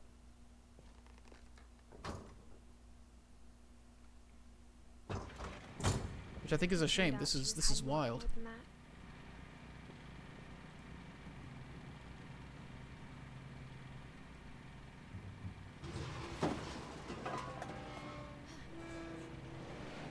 Bro, do you got a flashlight or something? Oh. Ask and ye shall receive, I guess. I remember asking Mom once about where Walter had gone. She said after Barbara died, he got as far away as he could. Yo. If there's a pattern in all these stories,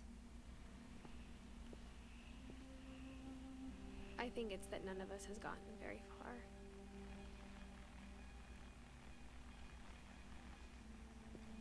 No fucking way. He put his name on it. Well, I guess he was down here even as a kid, huh? He was pretty young when, all that happened. Man.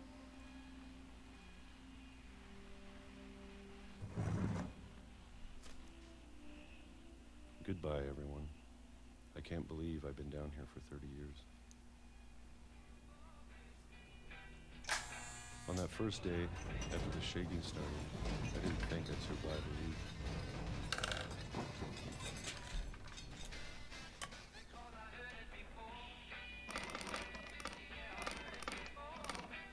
But after a few days, I settled into a routine. That's what kept me sane. Having a schedule, living for today. I always expected to be dead tomorrow. if you wait long enough, you get used to anything.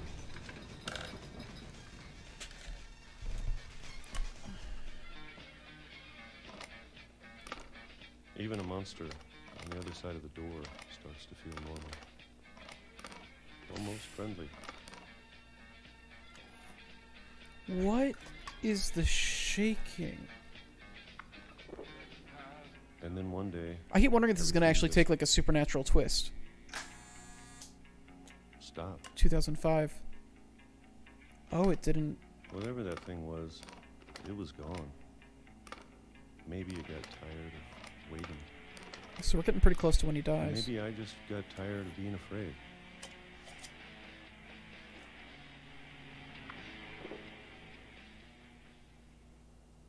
It's been a week now, the longest in 30 years.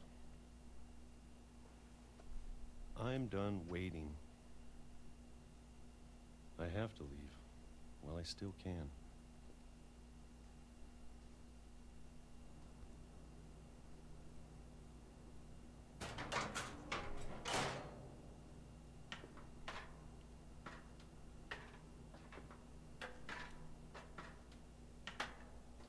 So it's not really his time of death, it's just when he left the house? I know it's out there, somewhere. Whatever killed Barbara. And Molly. And Calvin. Maybe this is all a mistake. But I need to stop living the same day, even if it kills me.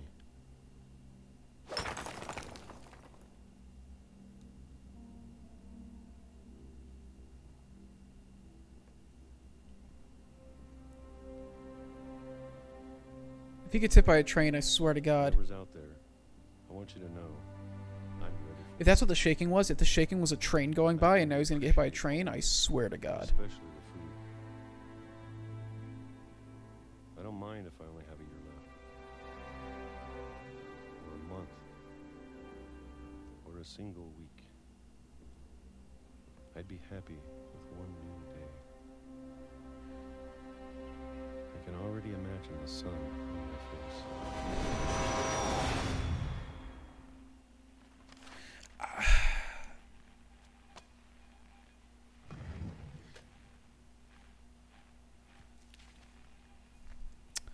Walter died when I was 6. I can't believe my mom never told me he was down here.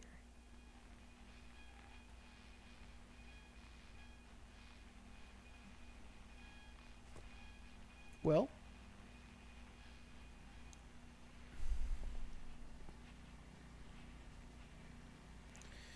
goddamn. Boy, this that's real cheeky, guys. I'm sure my mom was trying to protect me.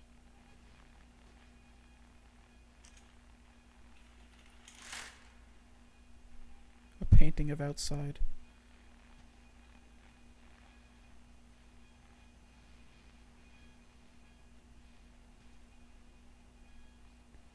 So he basically had snapped.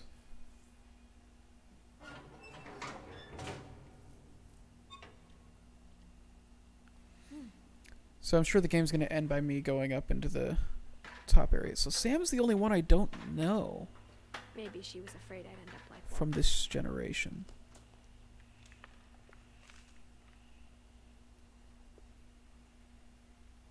Again, so many books. No, I was just trying to look at the books. 10 survival, bunch of survival books. Warding away spirits. The Finch curse. Okay.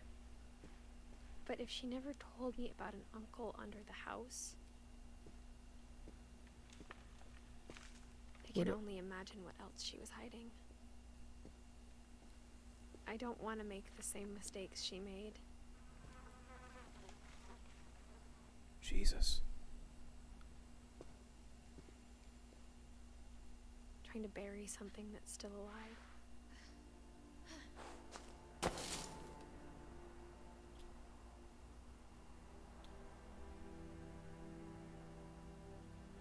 Watch out for But there's trains. only one of us If the game literally ends right now, left, too.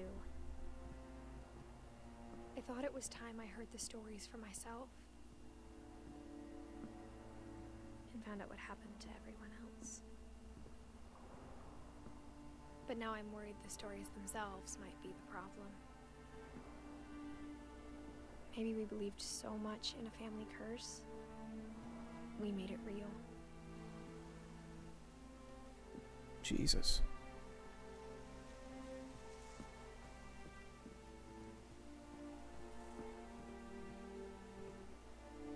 But I don't think we need to worry about a train anymore. That's real pretty. Excuse me. What is over there? That's got to be important, right?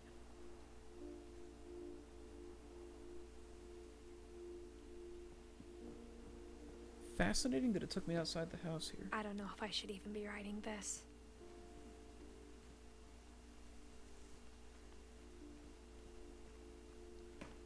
Yeah, no, this is a great soundtrack. Maybe it'd be better if all this just died with me.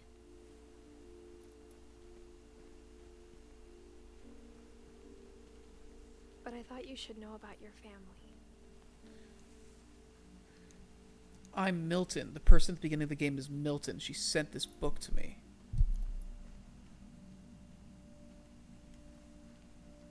And the history you're a part of.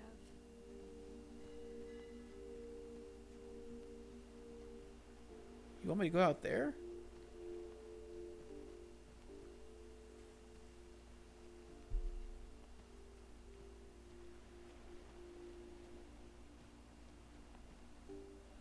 There's also over here, though. This really seems like it's But to leading be up to an honest, I ending feel for as Edith. lost as you probably do right now.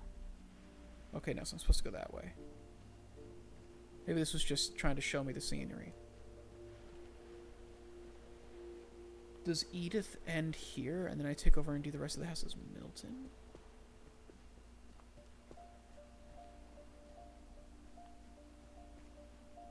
This is very odd.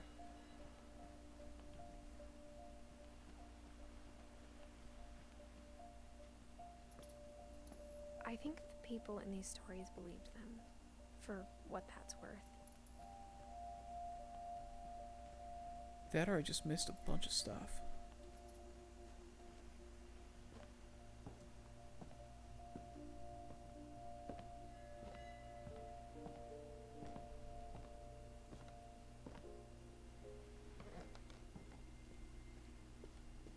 And when you look at the house, that history of imagination and stubbornness and madness, any of it seems possible.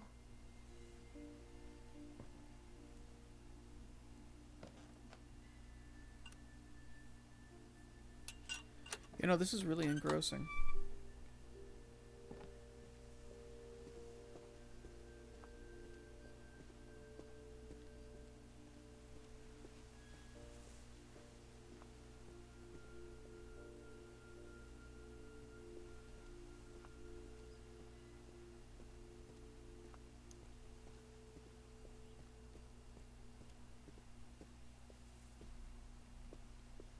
That's the fence I looked through I think before. we've been surrounded by death for so long, we've just gotten used to it.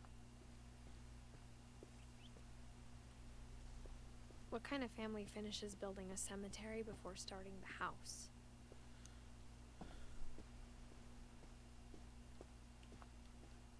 It's embarrassing for me to admit this, but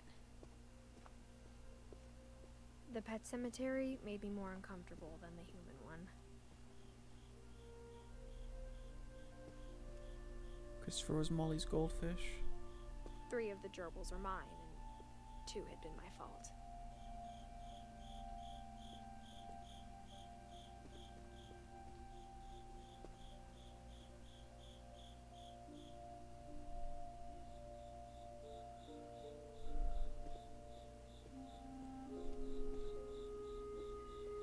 Sven built the house, but it was Edie who designed the cemetery.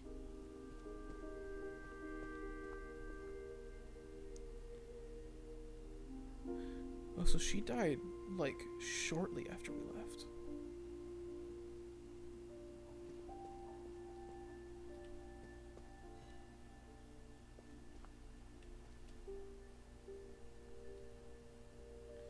Wait, where's Barbara?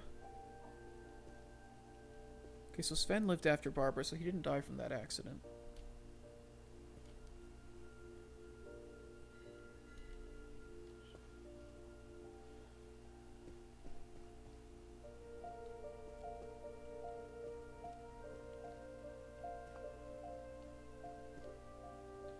Where's Sam? Sam's like the one missing.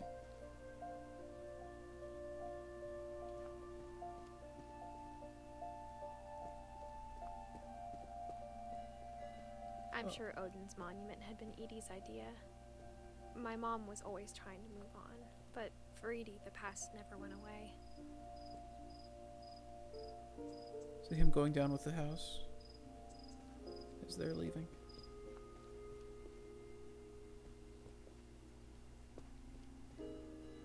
She could see it poking out of the water at low tide. That's literally the house. Okay.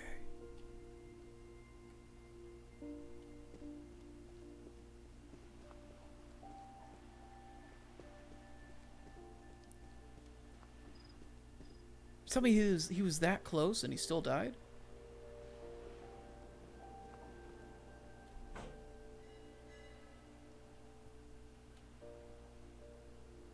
Edie said she dreamed about the old house every night.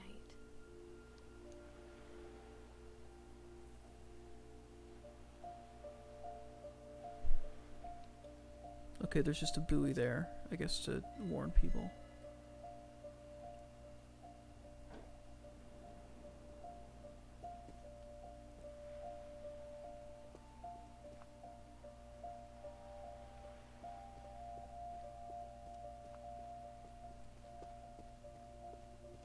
Edie's side was always easier for me to understand.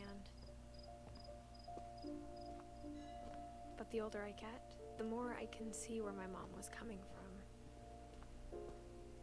Okay, there's Sam. Her dad had been pretty strict, but it wasn't enough to save her brothers. She was just trying to do better.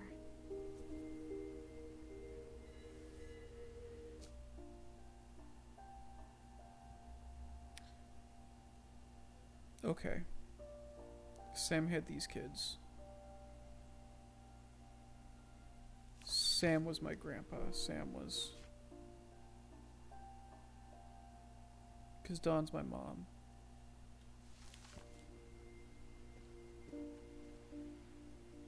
Jesus. God, he lost them both young. She lost 2 of her brothers, just like I did. I get why she tried so hard to protect us.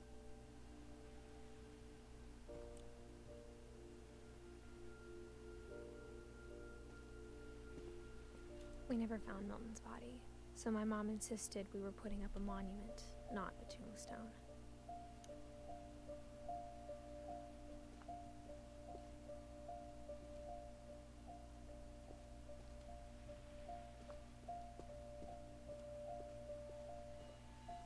There's so many things I wish I could ask my mom now. Part of me thinks this is what she wanted all along. For me to come back someday and find everything out for myself.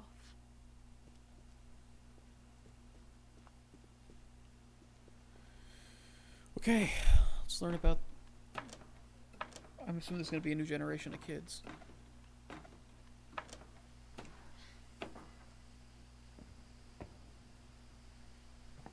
But looking back on it now, if she told me there was going to be so much climbing, I never would have come when I was 22 weeks pregnant. Jesus Christ, my guy. Okay, this is written to...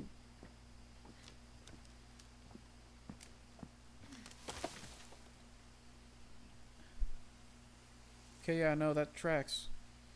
So this was written to her kid.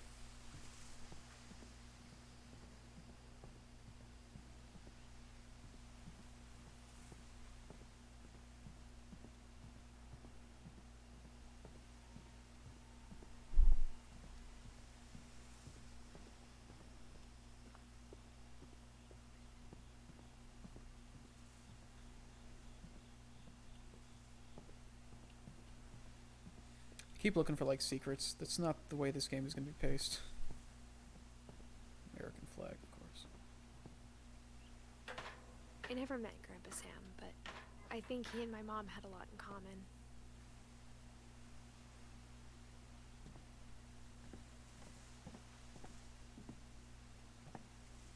Photo studio. They were both pretty intense. Instead of hiding from death, Sam seemed to go out of his way to meet it.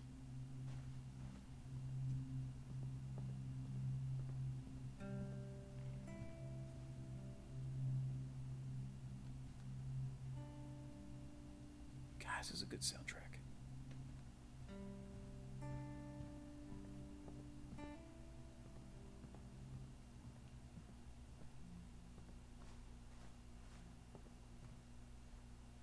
Sam spent his life shooting photos, but Mom said he got nervous being in front of the camera. I guess we're all afraid of something. That's us. Yeah.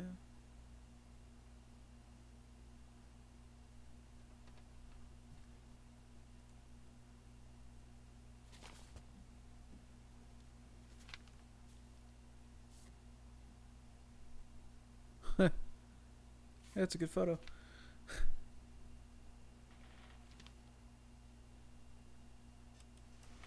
Dawn, I promise, you'll never forget this weekend. Yes, sir. These memories are gonna last a lifetime. Hmm? Am I gonna have to shoot anything? It's a hunting trip, Dawn. Perfect.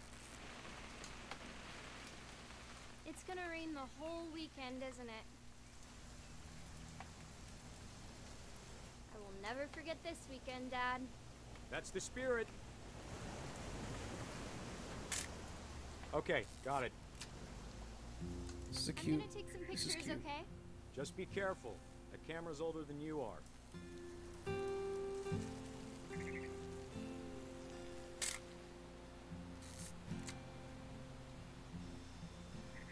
Fuck, man. You're right, Dad. It's starting to clear up. Still freezing, though.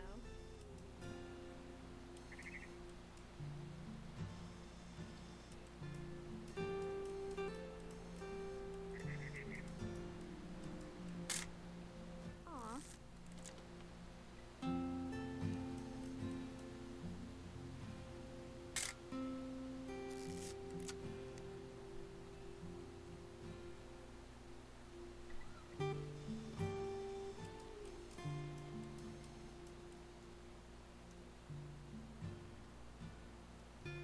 Definitely should not have drunk all that coffee. Hold still while I take a picture of you. I definitely won't be moving. Are you done yet? Does it sound like I'm done? Nothing quite like being outside. Hey! That's a keeper. I'm just saying, I'm not always gonna be here, Dawn. You'll need to remember this stuff, if you want to survive. I'll be fine, Dad. You know who else thought he was gonna be fine? Some guy who died. Dawn, I'm being serious. I know, Dad. You're always serious. Doesn't being out here make you want to chill out? Well, to tell you the truth, I haven't been out here in 20 years.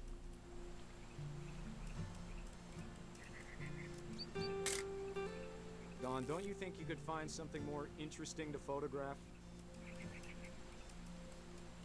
Last Coffee. time I was with my brother Calvin.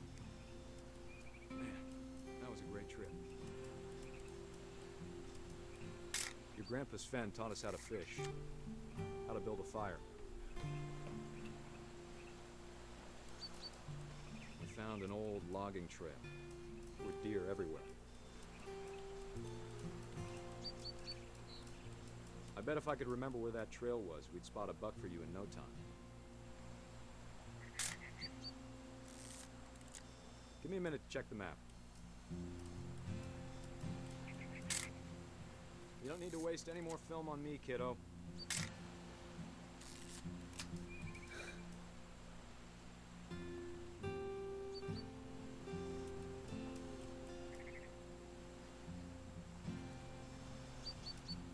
Let's see. Dad!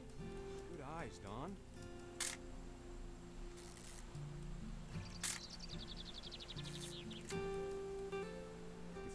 shot. Let me get a picture of it. Dad, I... Just let me get behind you. Do I have to do this? Dawn, you don't have to do anything. But if you want to survive, you need to be strong.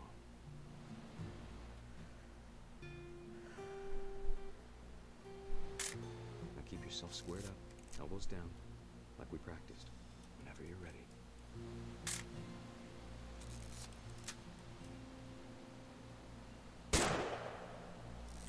Great shot, Dawn!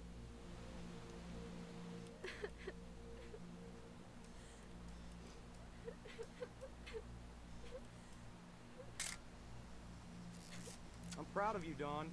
Always remember that, okay?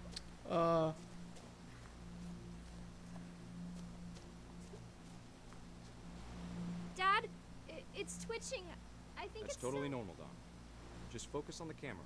Try not to think about... Dad!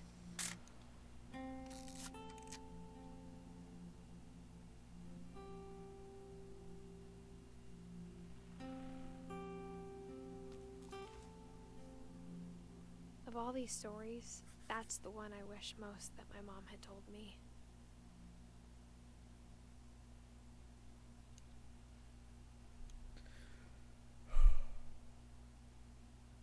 Fuck.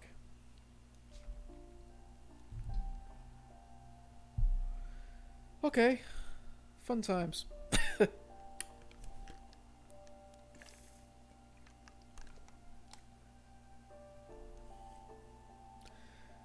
This shit's really good, man.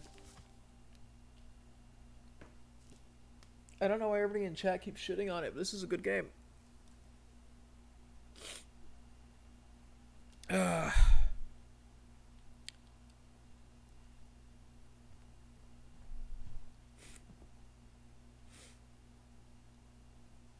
Fuck. I don't know why that's the one that got me.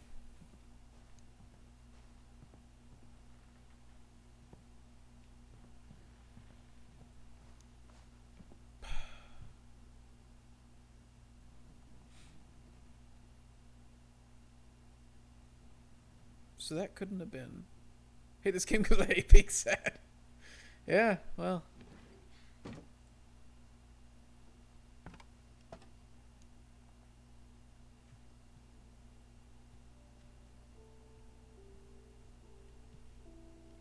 MREs. After Sam died, my mom and Edie got really close. They'd both lost a lot.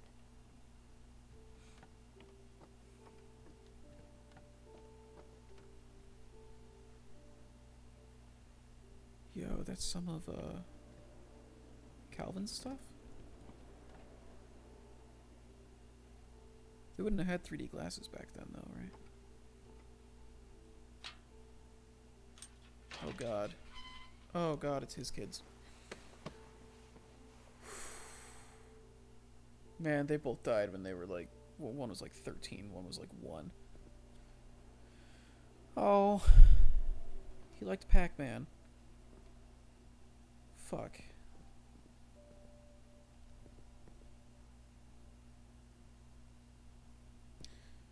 Yep, definitely raised by a military guy.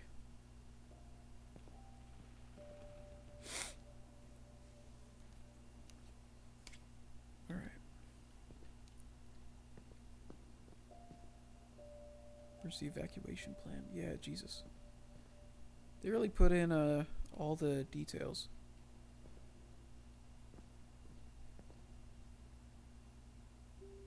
Oh wow, they were strictly regimented. Greg, be a baby.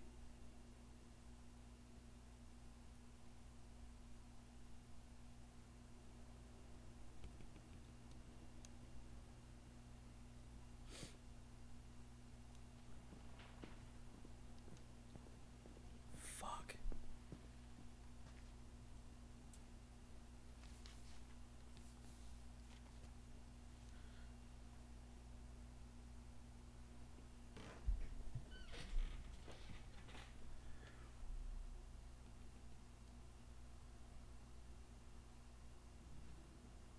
File a written response to the attached complaint petition.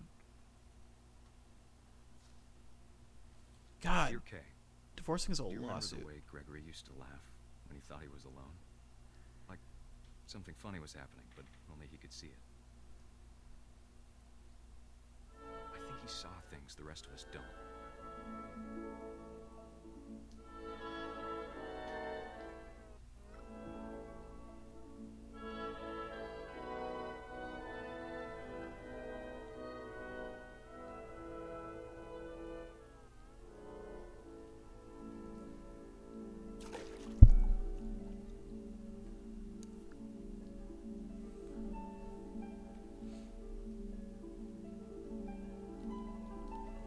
Time's over, Gregory. It's time to... Hold on, sweetie. Oh no, is this kid gonna drown? Sam, I told you I don't want to talk right now. I wonder what he saw. What his world was like.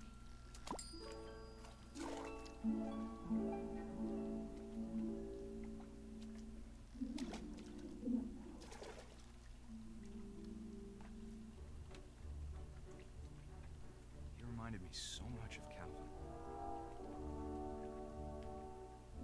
Lost in his imagination. Whatever it was, he saw.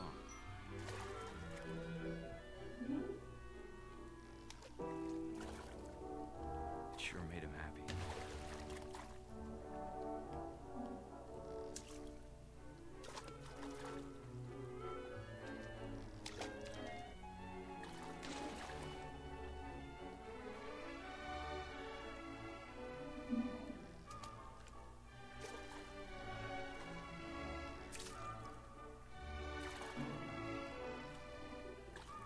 Oh no, I know exactly what's gonna happen. God damn it.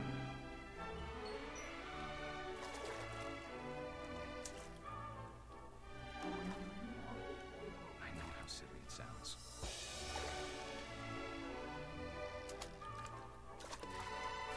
But I worried about a baby being too happy. I could feel him slipping away. Sorry about that, Gregory. I know you did everything you could. Maybe if I hadn't called that night. Damn it. Hold on, I don't want Gregory to hear this.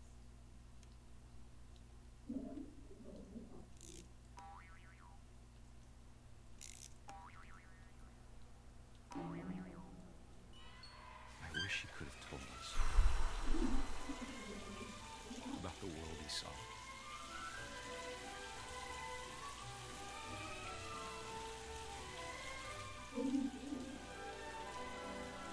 There's so much I don't understand about Gregory, about everything.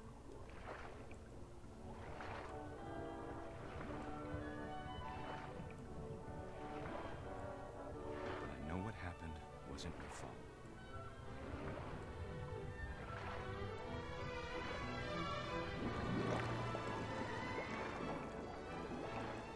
I'm sure it's happened.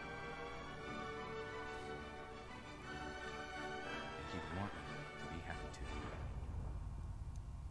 Good luck, Kay. Love, Sam.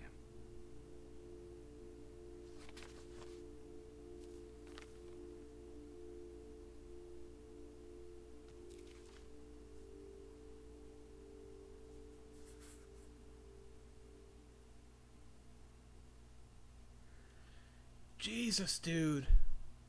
Ooh.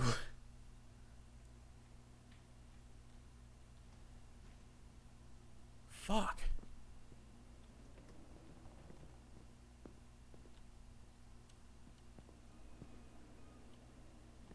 I can't imagine my mom ever writing poetry, and yet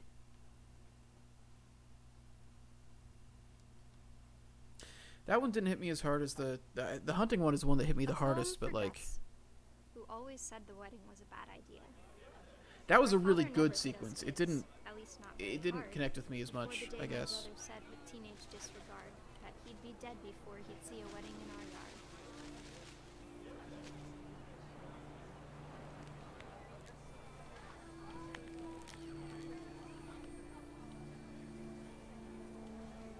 My father made him come, of course, but Gus stood far apart, just flew his kite and bottled up the storm inside his heart.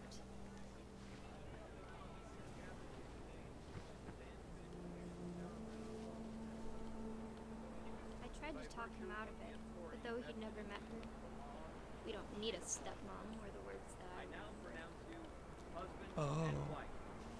You may kiss the bride.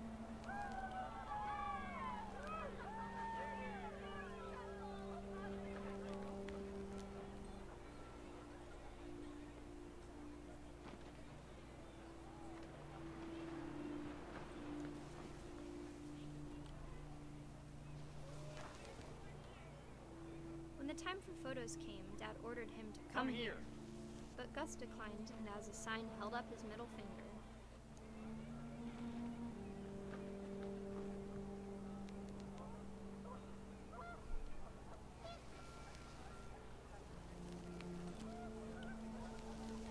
We haven't seen Lewis Picked yet. up, and panicked geese appeared and Lewis quickly was one of my went. brothers. We haven't gotten to my All the generation humans yet. did that day was go inside Or the tent. Edith's generation, the youngest generation.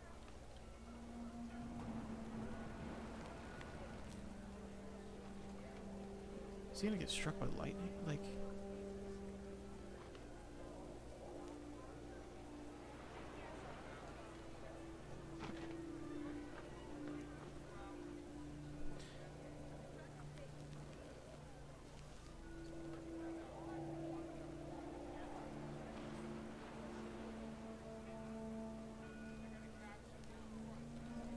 Oh, well, that's just a terrifying totem pole, actually. I hate this. What is that fucking head doing there?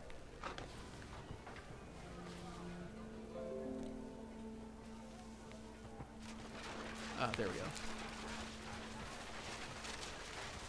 The rain came down in buckets then, but no one seemed afraid that nature might destroy the tent our dad had crudely made.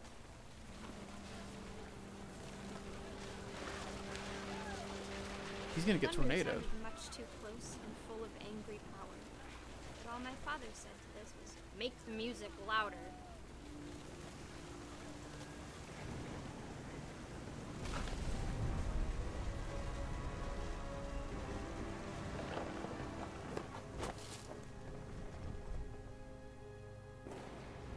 I wish that I could truly say I thought about you on that day. Out there on the beach alone, just you, the wind, the sea, and foam. But I didn't. Until we found you.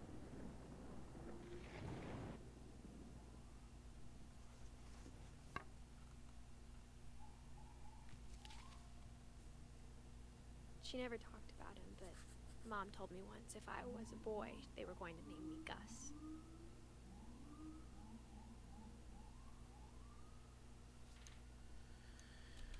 Oh boy.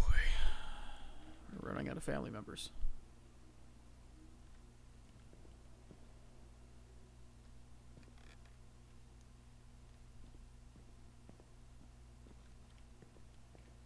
Is that a pole?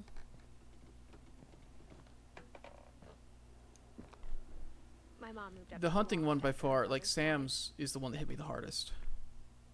I think it was the one At I the connected with time, emotionally. It was as far away as she could get. I think just like how sweet the whole thing was, and then just like I was getting emotional just off of the sweetness of it, and then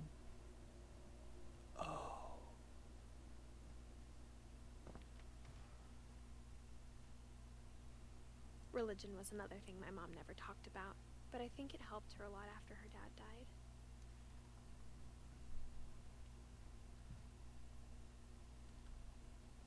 God, did Edie raise her after Sam's death? Was it just...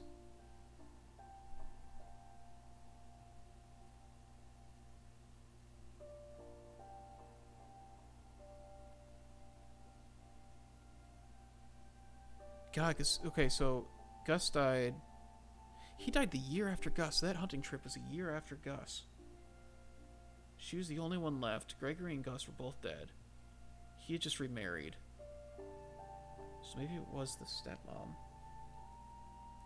It's either that or Edie. There couldn't have been anybody else.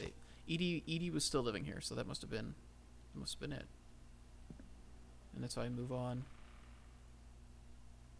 She spent a summer building houses in Calcutta, where she met my dad, Sanjay.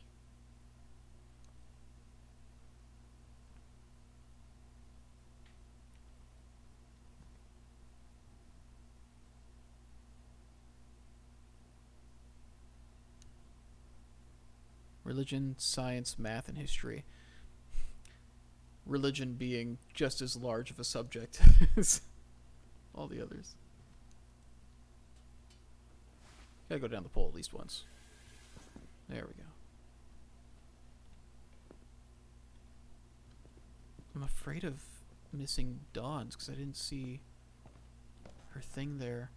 That is my mom, so it's possible that that comes later.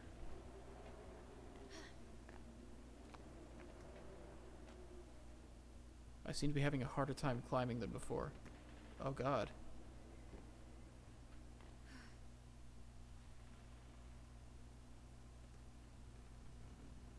I don't think I'm missing it. I think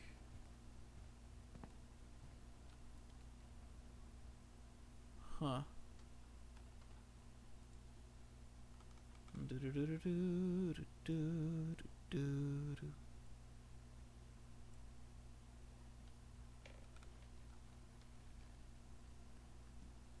Thought the Bible had something? Bible had a thing, we listened to it. It was just it wasn't her ending though. My mom moved to India a week after graduation and got a job teaching Her thing English. might actually be up here. Lewis was born a year later.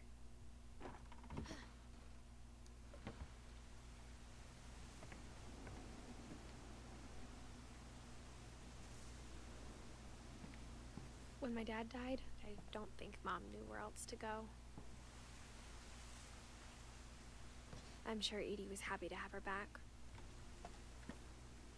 Oh, so she wasn't in this house during that time. And to see kids in the house again.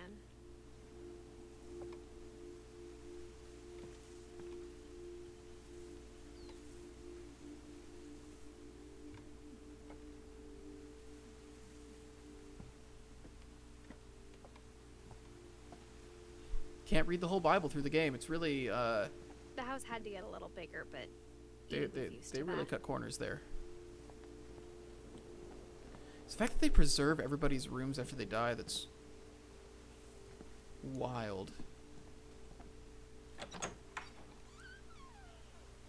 And for a while, things were good. Almost normal.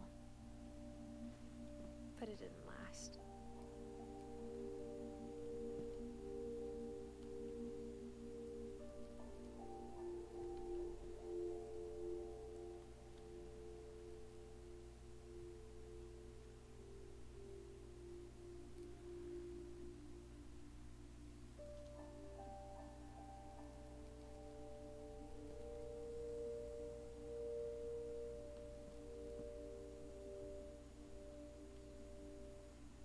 Oh, Jesus.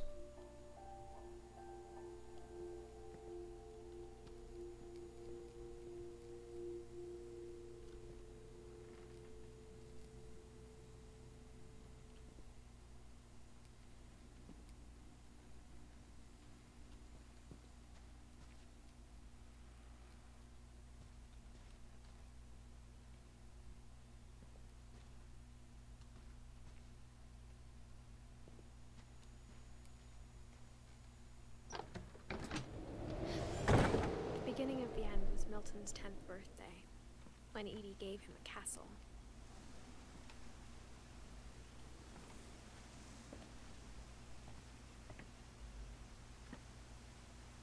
That's got to be where it ends, right?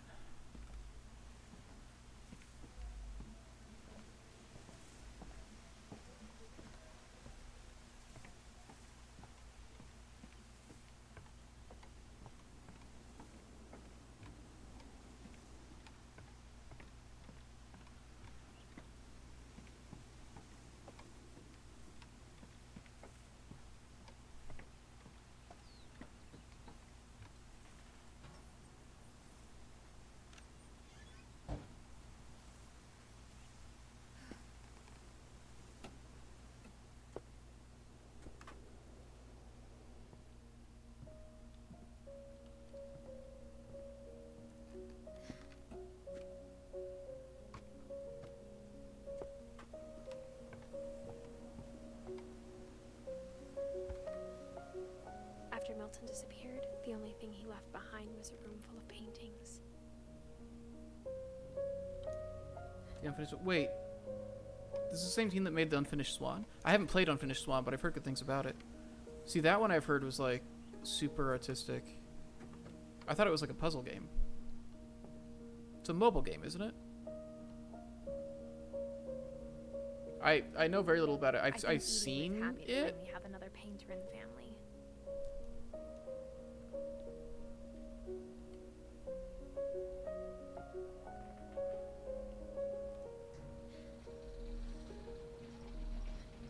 Oh Jesus, no.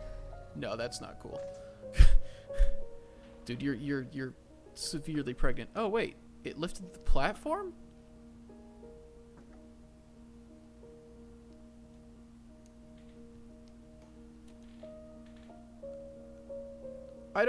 I don't understand mechanically how that worked, but she's all right, so.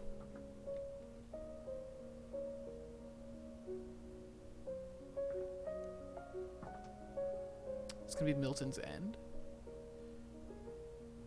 Okay, so it definitely isn't Milton. She's writing this book to the Milton kid, Finch to in me.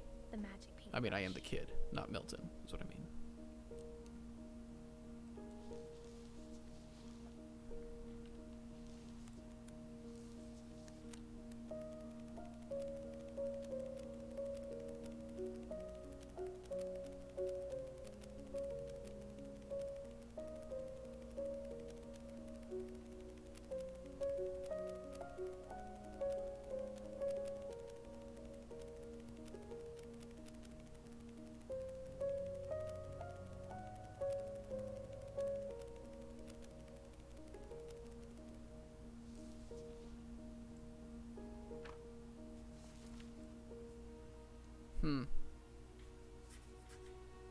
I was 4 when Milton disappeared.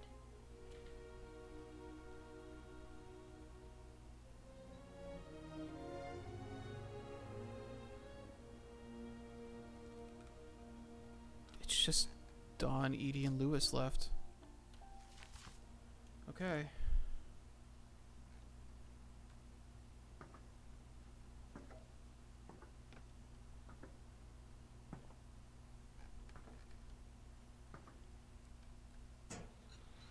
Mom spent months searching for my brother. Then she sealed the doors. Why'd she seal the doors? Whatever Milton had found in the house, Mom didn't want it getting out.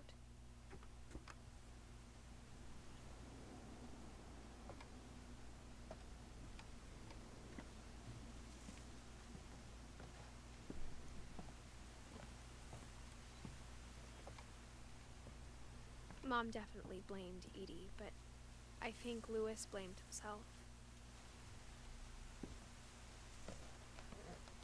His After segment he was their graduated, prior he just game? spent more and more time in his room until Mom got him a job at the cannery. Okay, I'm gonna need to play that. Everyone always told me to stay out of Lewis's room, except Lewis. That looks pretty... Legalized marijuana. There we go. Trouble child, let's go.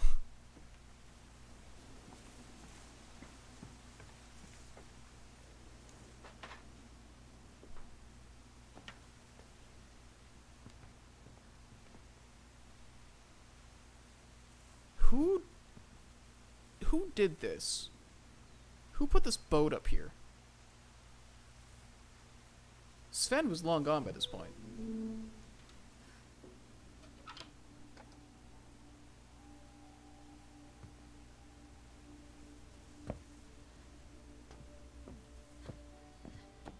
Lewis's room smelled very, very familiar.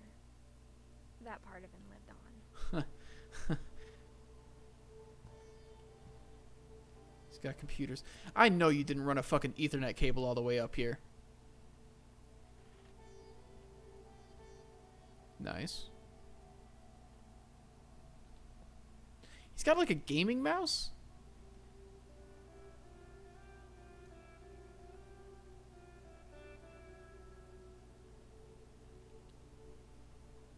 Oliver Twist.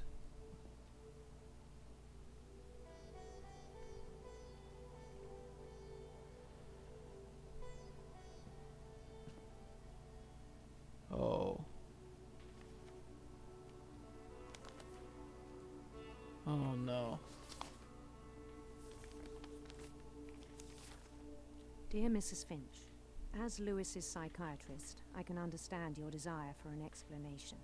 As I see it, the trouble began in January, shortly after we convinced your son to seek treatment for substance abuse. Newly sober, I believe Lewis first noticed the monotony of his daily life.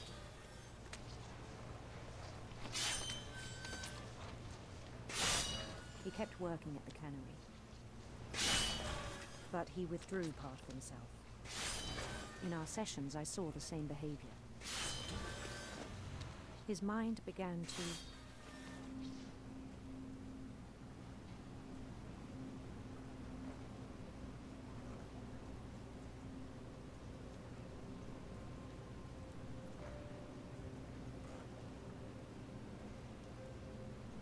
Begin to what?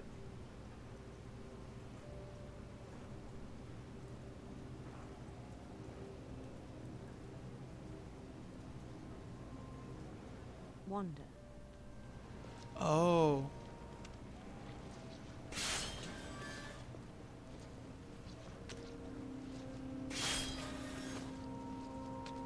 I asked him to describe it.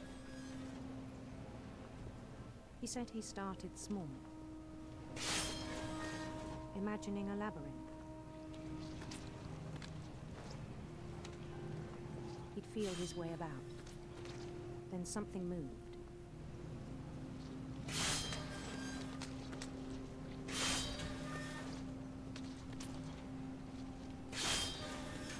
Bats.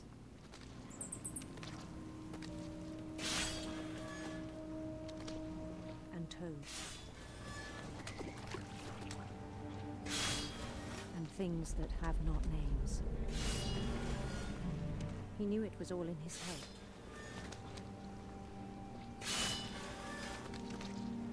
But he took it very seriously. I had hoped he'd find himself.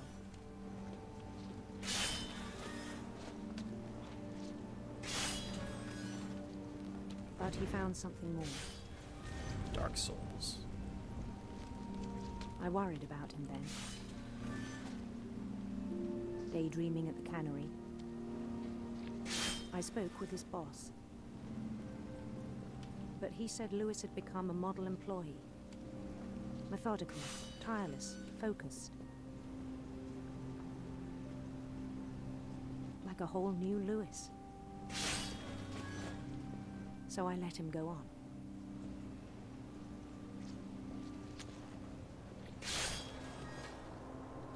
I even encouraged him. It seemed very promising at first. He told me he'd made a new friend.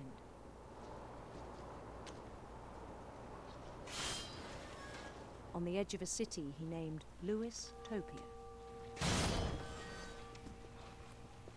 He built the city up slowly, brick by brick. Then he made musicians.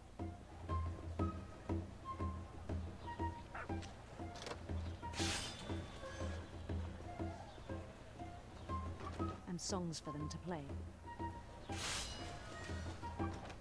He talked about starting a band.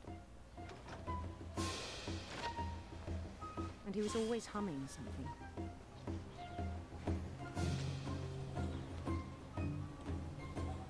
Every day his imagination grew stronger.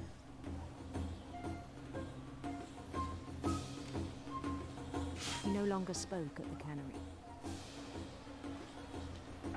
But his chopping was as reliable as ever. Then one day it struck him that all the cheering crowds, even the stones under his feet, were all in his imagination. So he could do whatever he wished.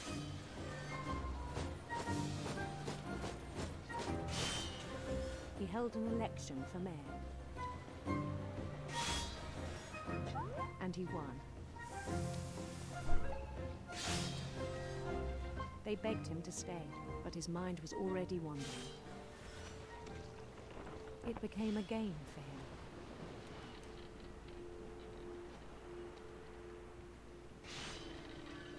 He'd conquer a city, then immediately push on.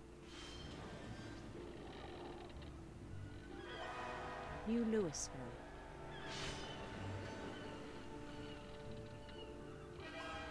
St. Louis. He started drifting away from our reality.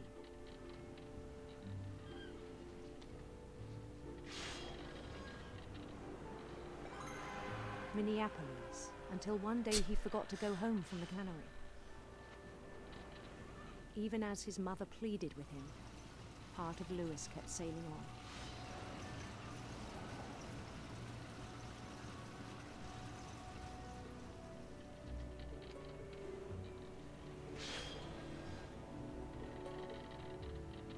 In Lewisburg, he heard rumors of a handsome queen.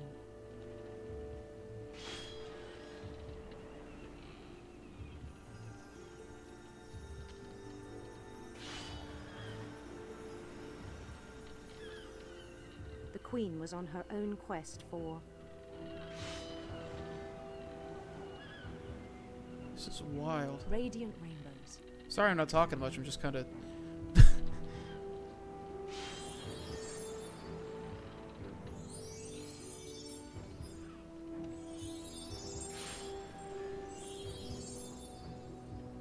He followed the sound of her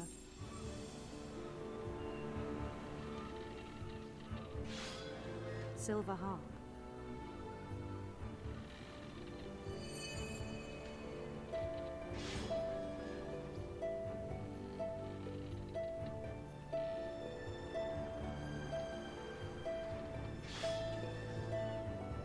His chase led him to a golden palace east of the sun and west of the moon.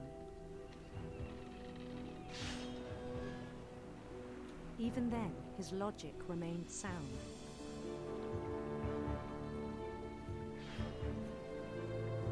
Jesus. He knew the world was all in his imagination.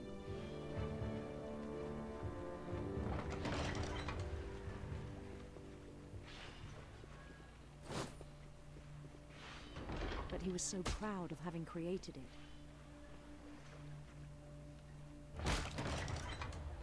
In his own eyes, he'd become something greater than a king.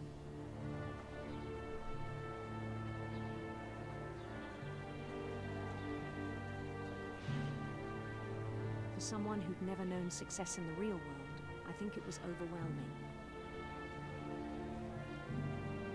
And then it struck him that the real Lewis was not the one chopping salmon, but the one climbing the steps of a golden palace.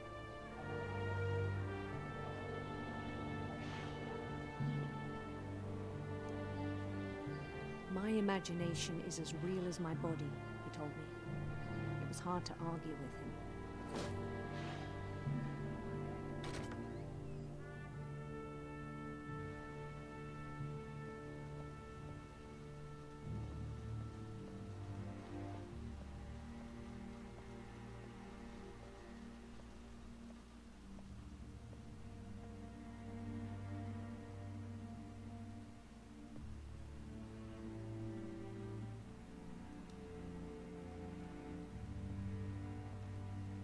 Began to forget the world we know.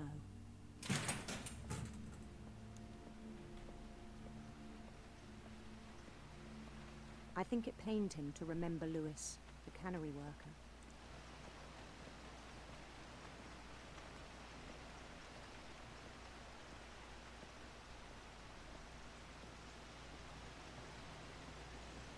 He began to despise the man with a royal contempt.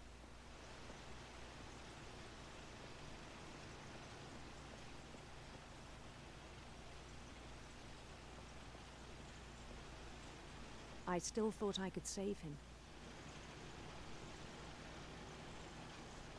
Even after he said he was being crowned king over all the lands of wonder.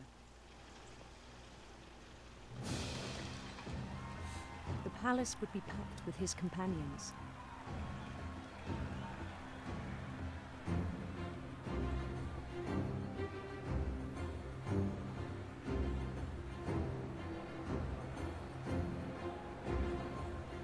Including the wise Calico who'd insisted on advising him.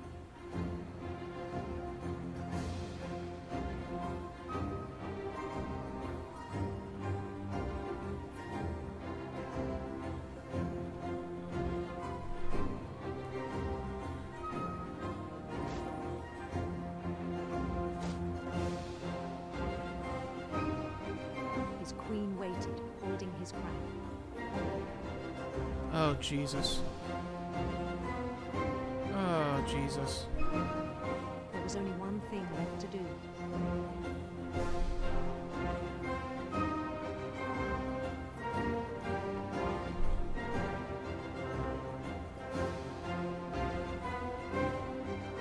Bend down his head.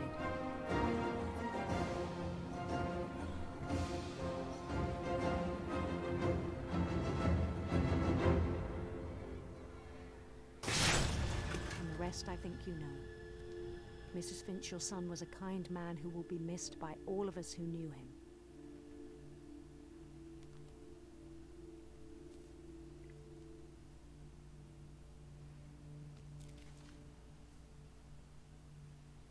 My brother was really cool. I wish you could have met him.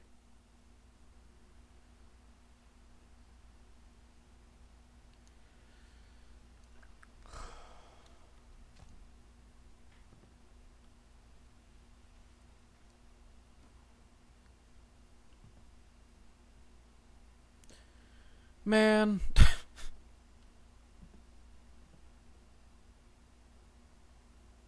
Happy Labor Day. Lewis and I spent a lot of time playing games together, but he was surprisingly bad at them. He died a lot. Wonderland Turbo. Supposed to be like a Wonder Swan. Is this that's an unfinished Swan reference? At least he graduated high school. Fuck, dude.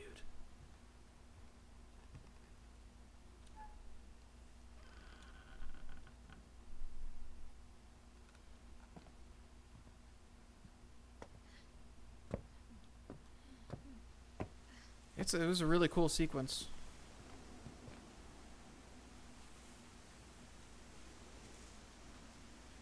Man, we're close to it. This definitely ends at the top here.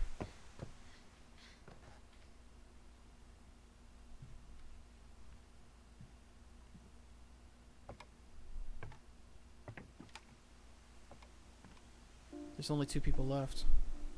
On the way back from Lewis's funeral, my mom told me to start packing. She waited until the day before we left to tell Edie.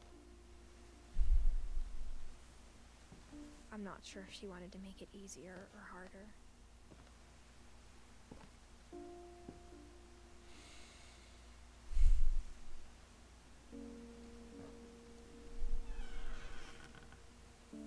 I wish we'd stayed.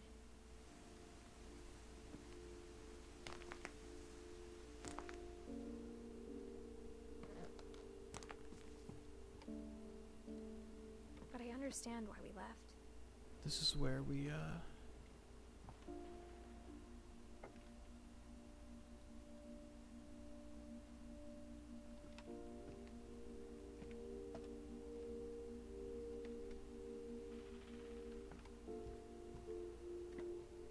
My mom ended up leaving everything behind.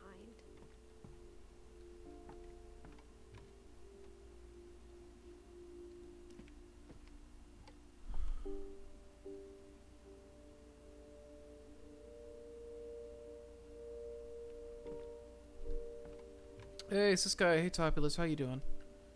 We're crying in the club right now.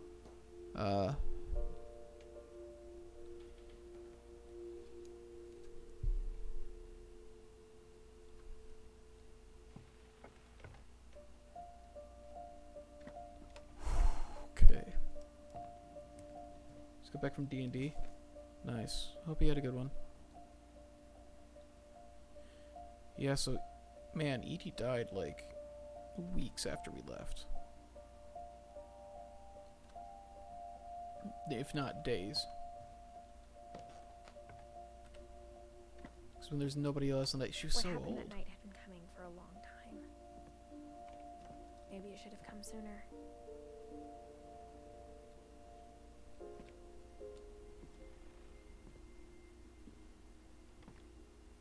But it had to end one way or another.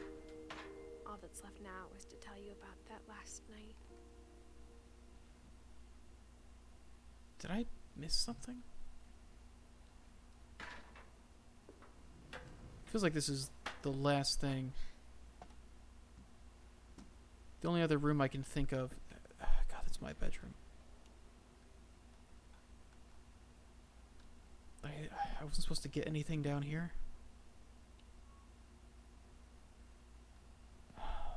God. There's only one other room I can think of, and that's the library that we weren't able to get into.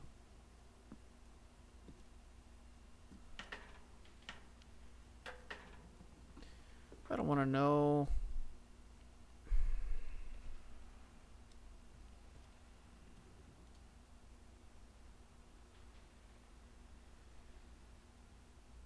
On death and dying? Jesus Christ. This is like a 12-year-old girl's room.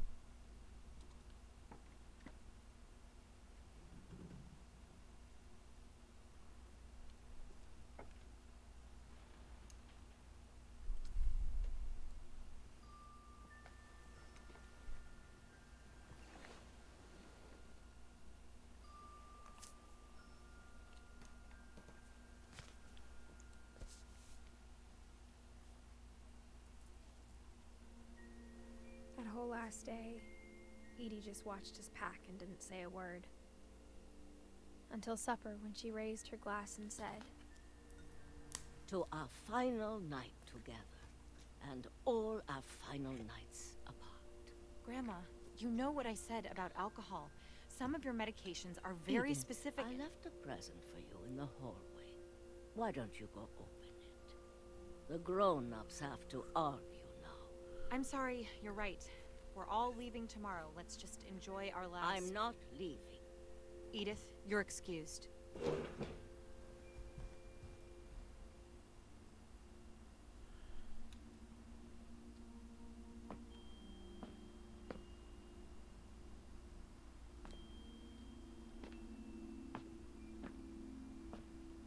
the power had been shut off that morning, but Edie always had plenty of candles.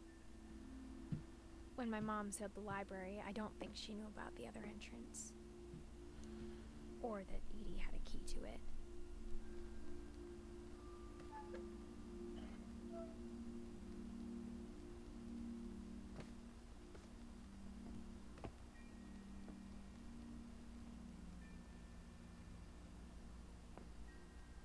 The thing you're afraid of isn't going to end when you leave the house. Edith has a right to know these stories. My children are dead because of your stories. I think it's best if Edith and I leave tonight.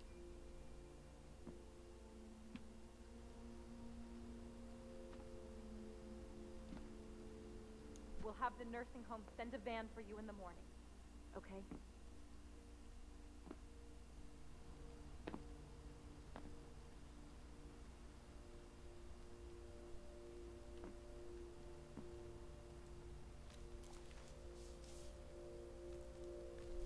Dear Edith, there's so many stories I wish I could tell you, but there's only time for one. This is about what happened on the night you were born. That night, the tide went way, way out. It was the first and last time I ever saw the old house aground. There'd been an earthquake out in the middle of the ocean. They called it the lowest tide in 1,000 years. God, it smelled awful. You know, I've seen that house every day of my life.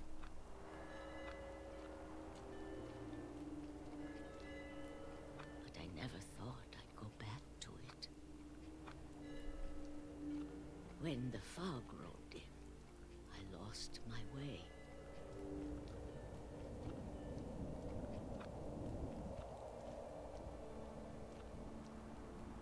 I got turned around.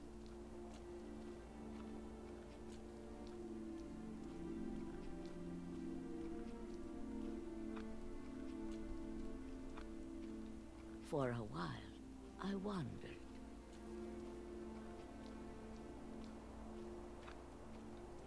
I started seeing things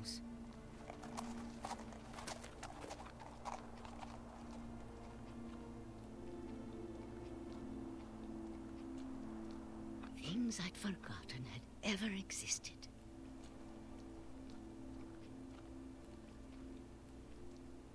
But when I saw them, they felt like old friends.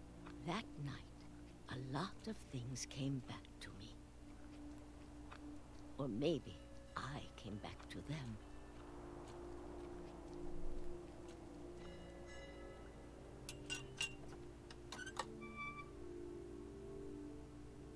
Things I can't explain, but that I need you to try and... Edith, what are you doing in here? It's mine. Edith! Mom, you're gonna rip it! Let go! I kicked and screamed, but Mom dragged me to the car. I never saw Great Grandma Edie again. The next morning, the band came to pick her up, but she was already gone. After that, we moved around a lot.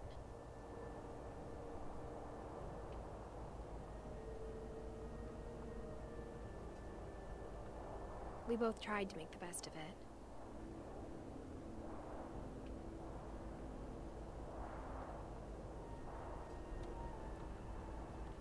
A few years went by.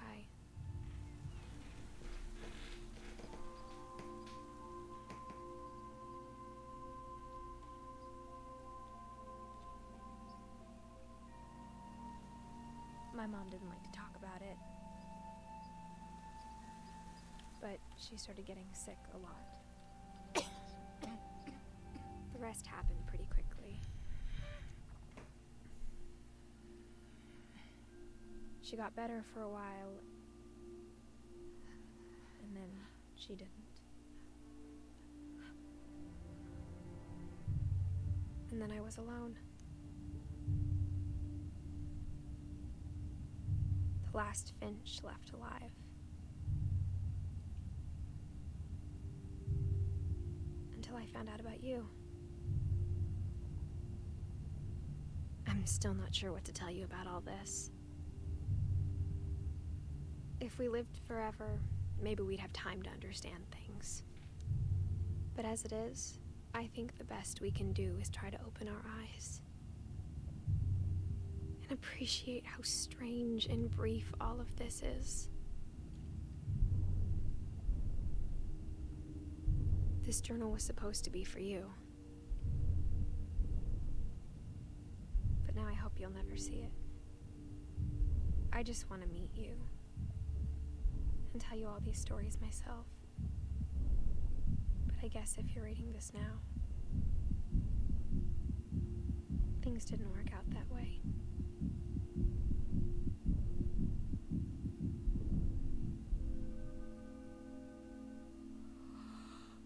This is where your story begins. I'm sorry I won't be there to see it. It's a lot to ask, but I don't want you to be sad that I'm gone. I want you to be amazed that any of us ever had a chance to be here at all. Good luck.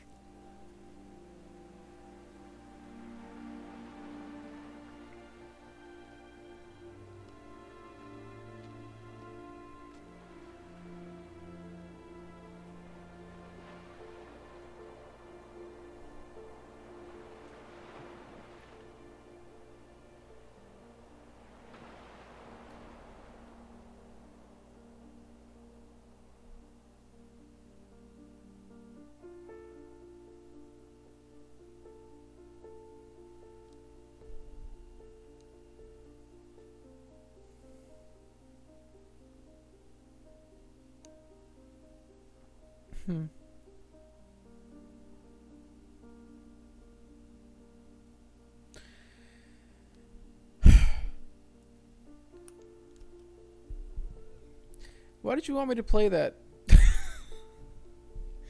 Why did you want me to get sad?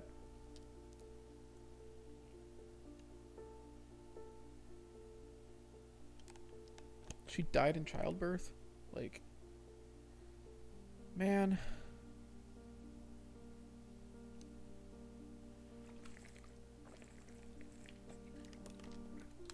That was really good.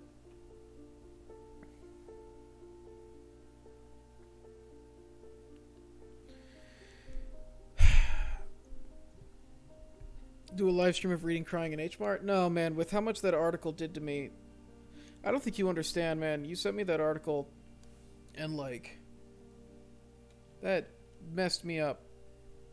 I couldn't read that whole book.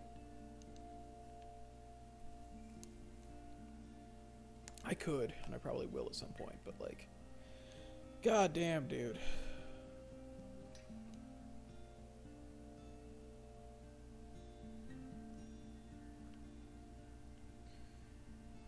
Why does Corey Davis sound familiar?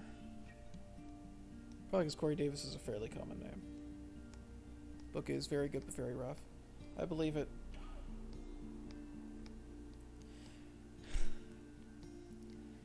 That article alone hit me in a really weird way.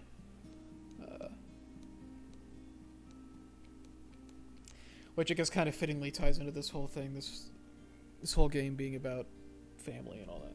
I don't know. The stories being passed down.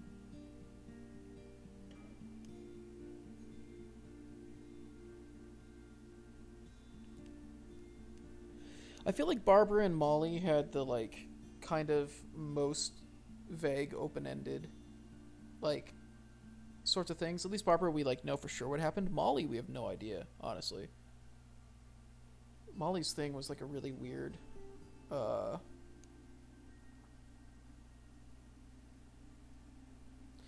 only thing I can think of is that she ate stuff that killed her. Like, she died basically by eating a bunch of things she shouldn't have. And she was getting, like, delusional, and that's when she wrote that stuff. That's all I can think of. Maybe it was confirmed somewhere that I just missed. Jesus. Don't give the child a rifle. It's clearly a toy, though, right? Yeah. Dude, this kid... This kid at a chessboard. This is a really cute way to do credits.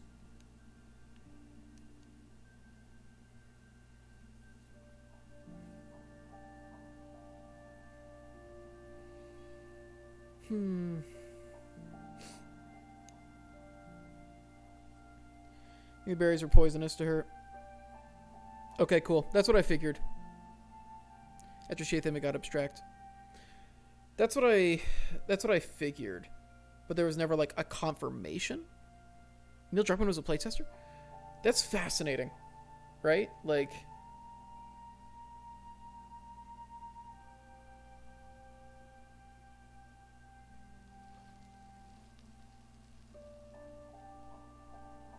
The End Titan.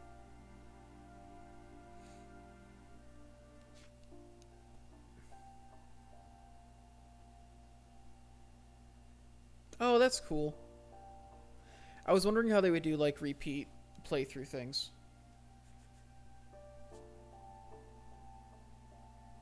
Man.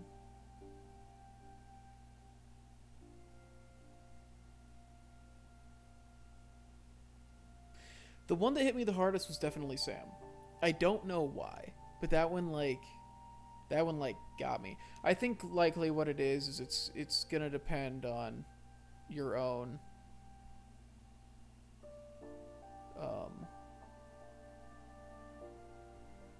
lots of it depending on your own personal, like, stuff that hits you, I guess.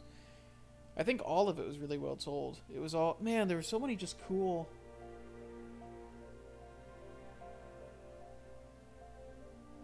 There's so many just cool ways that they played with form and different ways that they told stories.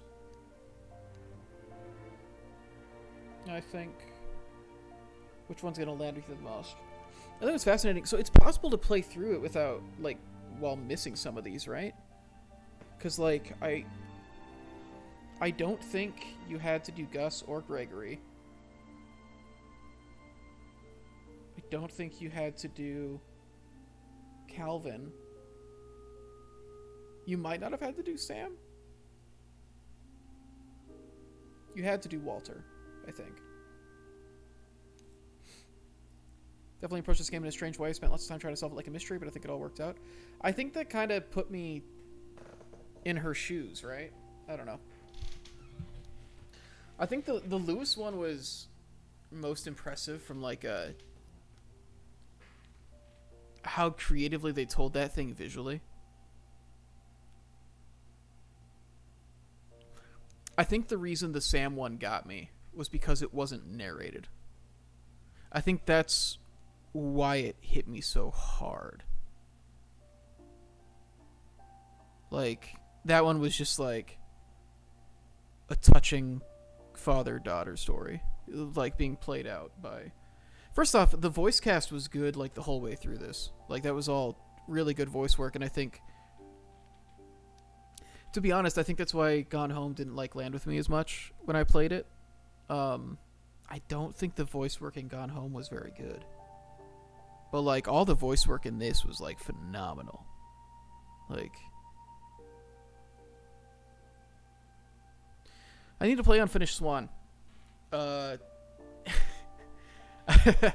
I had an idea of what Unfinished Swan was that I don't think is accurate, having seen all this. So I definitely want to play that. Walter's story also got me pretty good.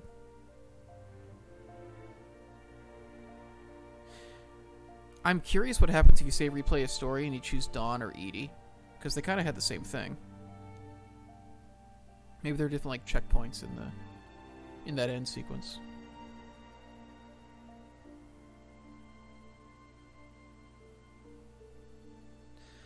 Man, Edith dying in childbirth at 18 is rough, dude.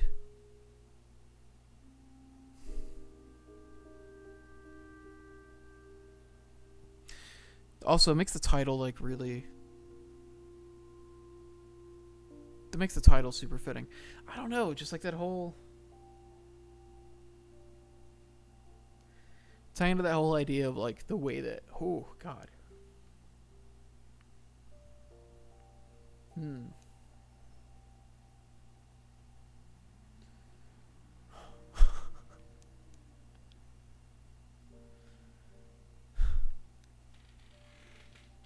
I don't know. Tying into that Unfinished Swan is very different, but still pretty good. Yeah, like, I genuinely, from, like, what I had seen of the Unfinished Swan, I thought it was just gonna... I didn't think it would be a narrative game from what I had seen of it. I thought it would be, like, just a puzzle game.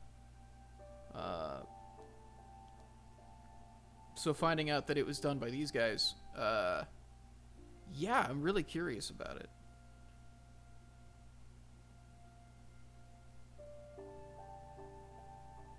I also think what this did really well, that I, like, appreciate a lot, is there's a lot of games that do this kind of a couple hours of kind of unfolding a story, and they do the actual, like, just kind of storytelling aspect of it to varying degrees of success, like with any genre, you know.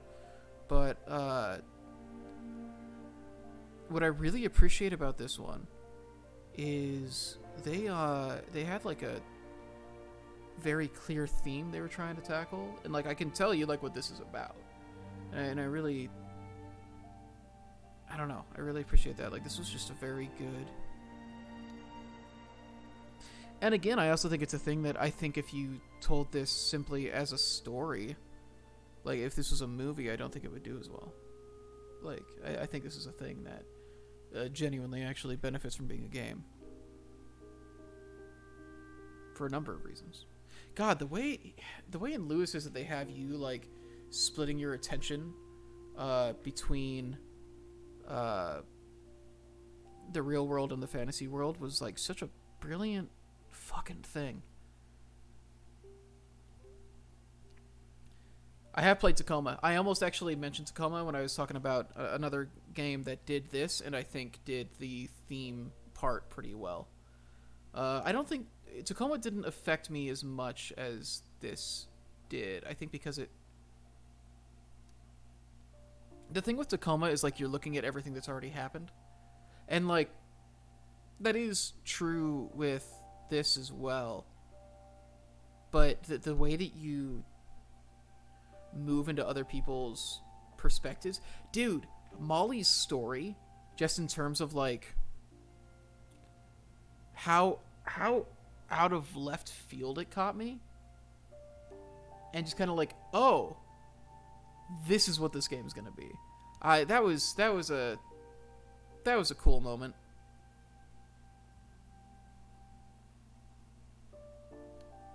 Man.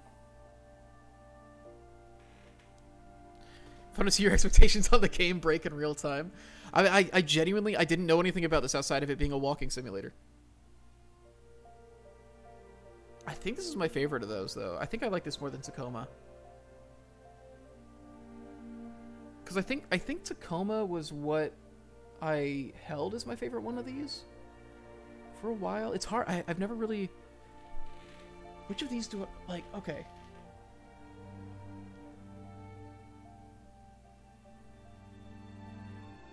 That Dragon Cancer was pretty good.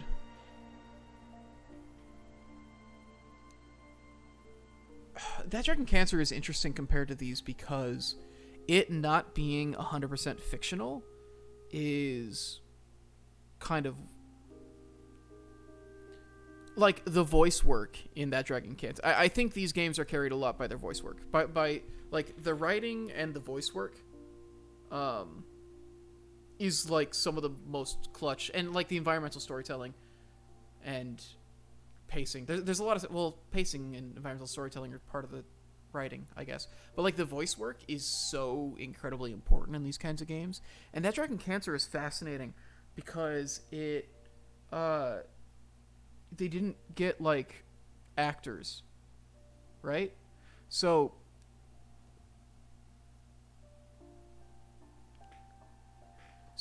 you know, you're looking at something and it's not as polished as something like this where you've got actors and like a voice director like managing all this stuff and making sure that you're telling the story right.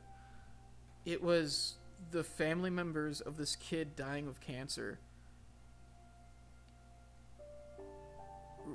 writing a script, sure, and reading a script, but that script was just their lives and reading things that they wrote and playing voicemails.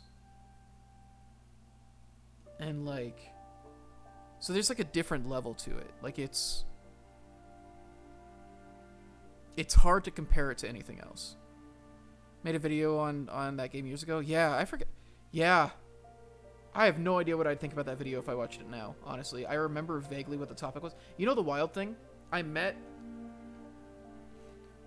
the father and the Josh Larson, the game designer, Ryan Green and Josh Larson. I met those two.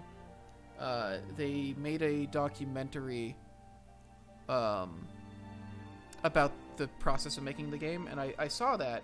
I saw a screening of that in Brooklyn, and they were there, and coincidentally we had to take the train together, so we talked for like a half hour at the theater after the screening, and then we rode the subway together for like a half hour, and like we follow each other and stuff, and like I'll talk to him every now and then. But they had actually seen that video before, and they recognized me from that, which was wild.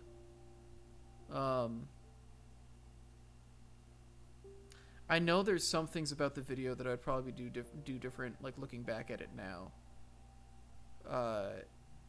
But no, yeah, that was a man. That game fucked me up, dude. Like the final sequence of that game is wild. So yeah, I don't feel comfortable like comparing That Dragon Cancer to like other walking simulators because it doesn't feel right to call it that necessarily. Because like it's not written to be like a narrative like this.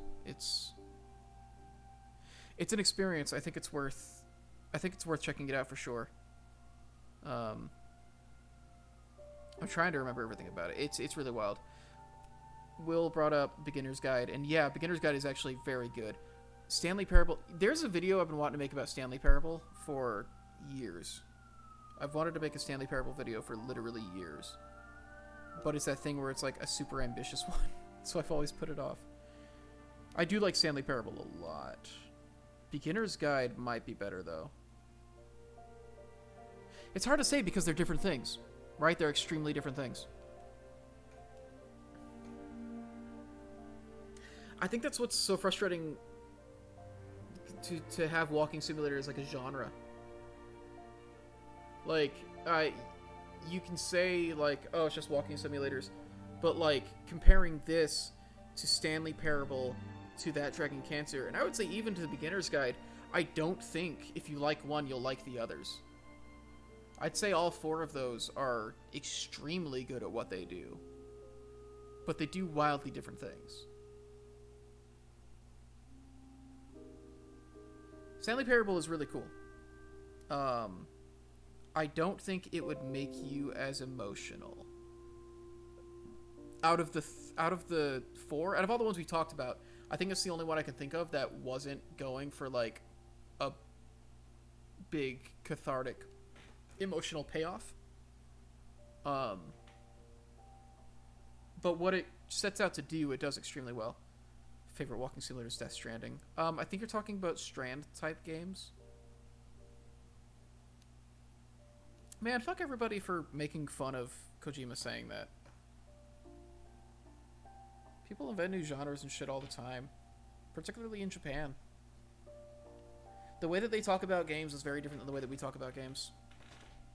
It wasn't like people acted like it was him like going up in an ivory tower like I've changed games forever. It's like, no, he's just saying that they made a thing that he doesn't think has been made before. And I would say yes. I don't think there are games that you can compare to Death Stranding. But I think there's going to be games now that try to capture and do what Death Stranding did. Like, I don't know, like, what would you call Jet Set Radio? What would you call Katamari? I don't think there are any other games that are like those, except for the games that have been made to be like those, right? Like, I don't think you can point at any game before Jet Set Radio being like Jet Set Radio.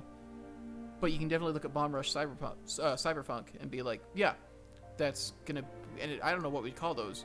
Like, Jet Set... Like, the name of the game is basically the name of the genre as well. And I don't know, I think Death Stranding falls into that camp.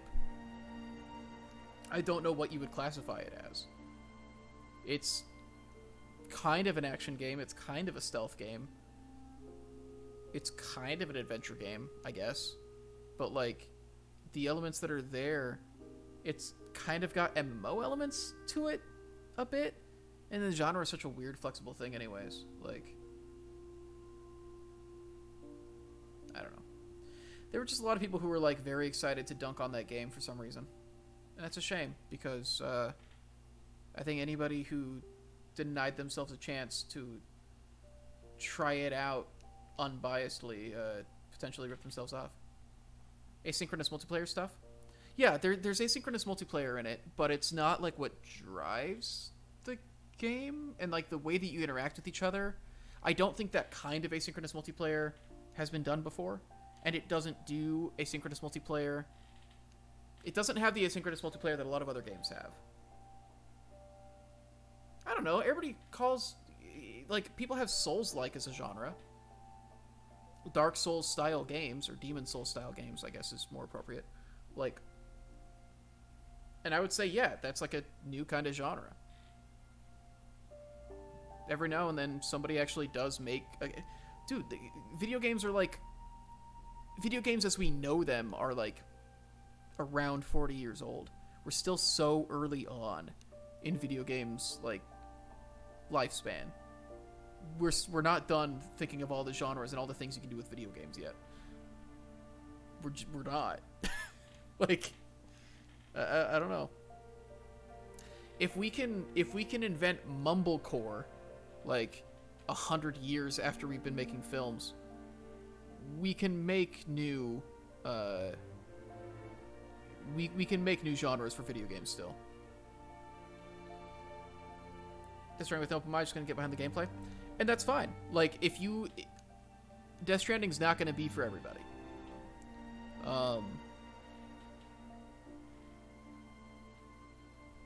It's the people who decided before it came out that, like, they were gonna shit on it.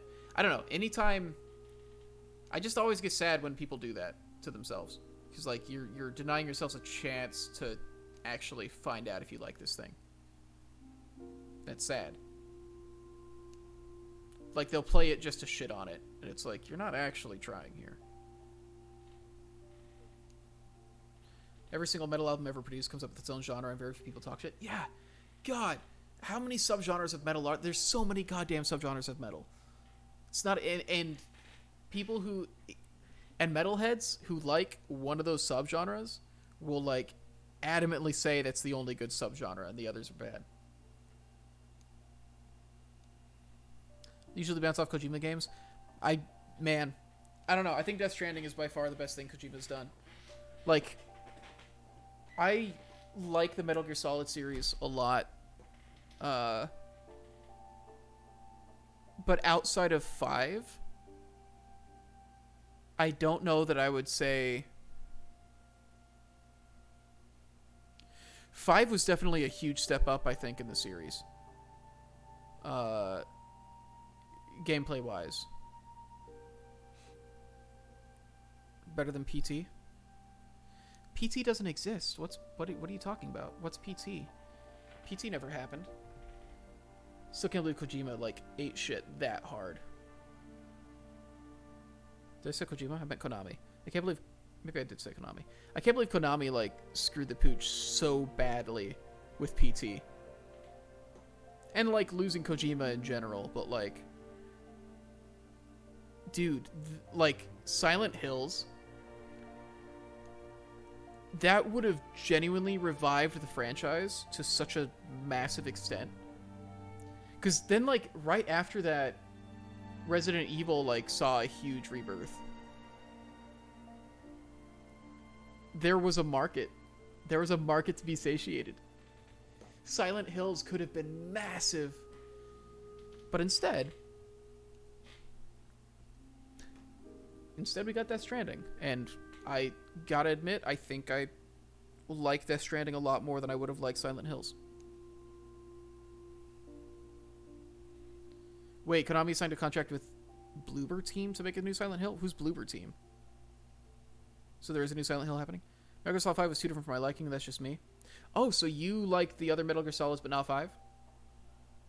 So here's the thing. I think 3 is the best Metal Gear Solid game from a storytelling standpoint. I think it's the best standalone story in the series. I think 5 has the best gameplay. Silent Hills is the most depressing game cancellation.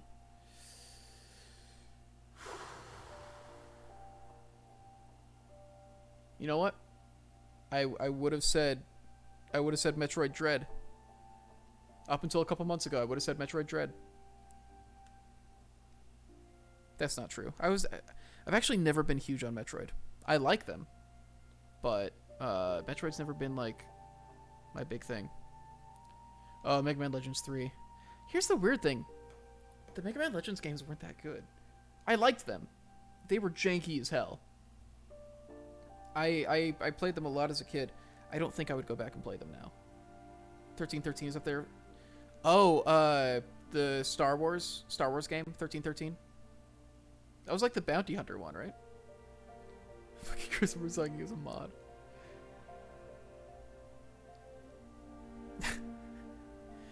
Yeah, dude, finding out like that slew of Star Wars games that got canceled was wild.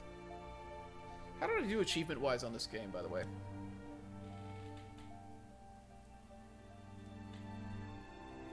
Well, I'm only missing 3.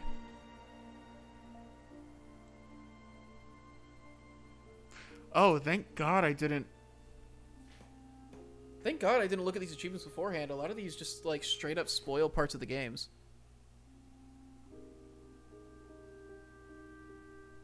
Huh.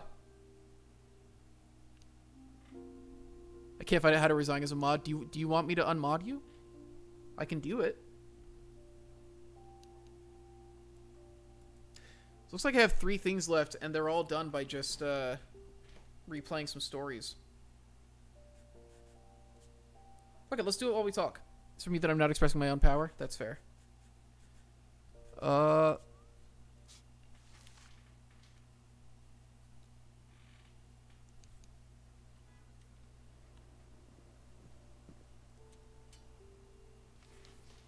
Oh, okay. Let me see if I can talk about this now that I've had more time to Do you remember the way Gregory process. used to laugh? So the thing that Like something funny was happening, but I think this is hitting me. It didn't hit me. I didn't fucking break down the way I did with Coco. I think he saw things the rest But of us don't. it's it hit me in kind of the same way as Coco, where I'm thinking about like the whole. I've got a complicated relationship with family, I guess. I think I can say that much.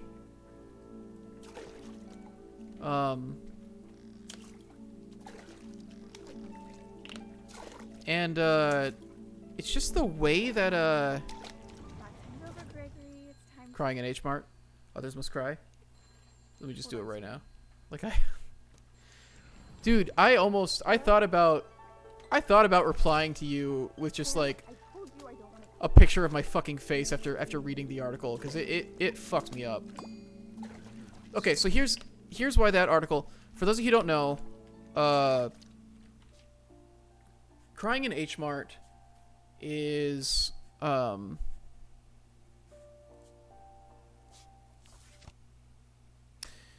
Japanese Breakfast, the musician, she wrote an editorial talking about I can't go there anyways.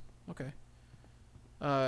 Talking about going to H Mart after the death of her mother and her aunt. Dear Diary, I'll be gone Not very widely soon, read on the genre. but I wanted to tell somebody So here's the about thing. what's When I gonna was talking about my favorite walking simulators earlier, started when Mom I sent me to forgot bed about Stanley without Parable dinner. and Beginner's woke Guide. up and I've was played more starving, walking simulators than I so remember. looked around for something to eat. I have a hard time remembering a bunch of The gerbil food was dry, but I didn't mind it. yeah, those berries definitely fucking killed her.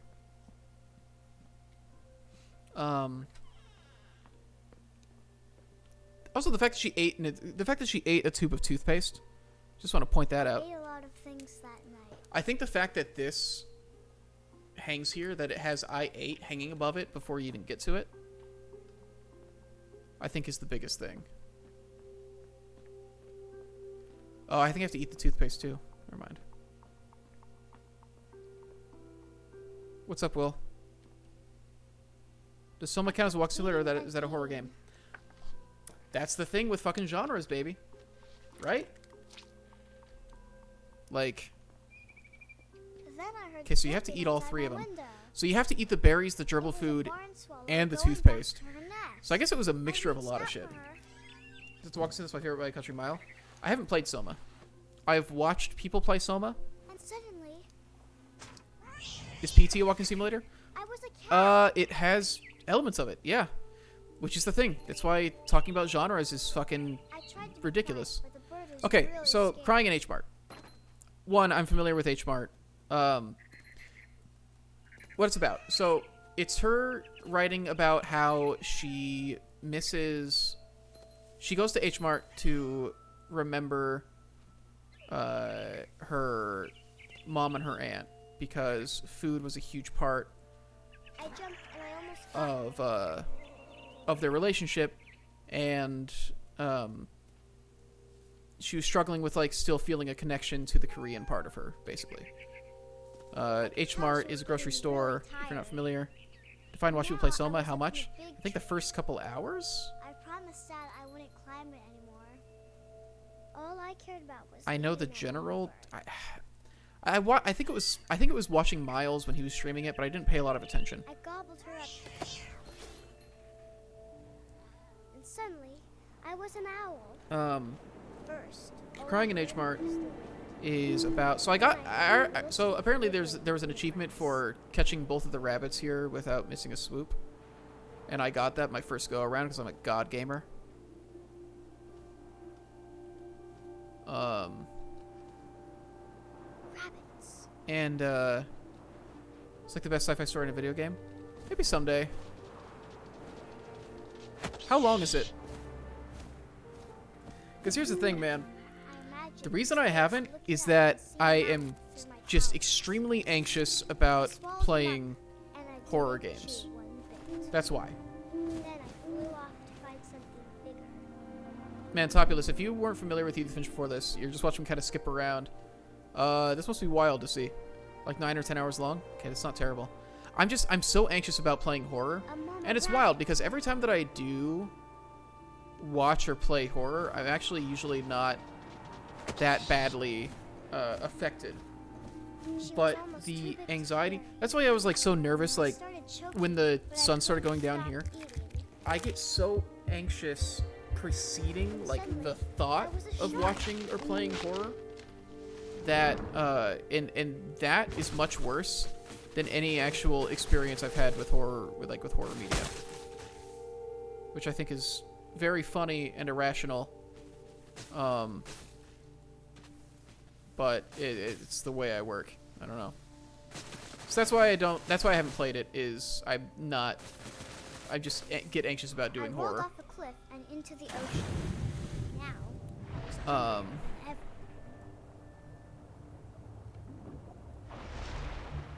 So this thing, right? So talking about her connection to the Korean side of her family, and about how she just gets like emotional, like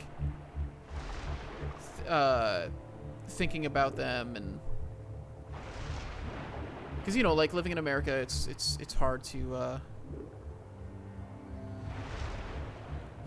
being separated from that culture, And the thing that it made me think about a lot is I'm not part Asian, but I kind of grew up like it somewhat. My stepmom is half Japanese, and her mom, it's a story where after World War II, her dad was a Navy guy or Marine. I think he was Navy. Pretty sure he was Navy. And after World War II, he married her Japanese mom, and they lived in Hawaii. I think I can't remember if he met her in Japan or if they met in Hawaii.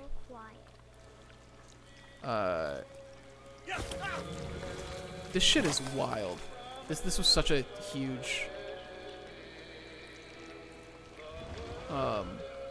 This was such a huge, like, what the fuck moment. And, so I grew up with, like, making wonton and a lot of Japanese food and... Alright, finish your song, baby. And we didn't go to H Mart. We went to Uwajimaya. Uwajimaya was the Asian supermarket that was close to us. By close to us, I mean it was in Portland. So we would drive like 40 minutes to go to it. And so my grandma Yoshi, she... Oh, Jesus Christ. I didn't know all these verses.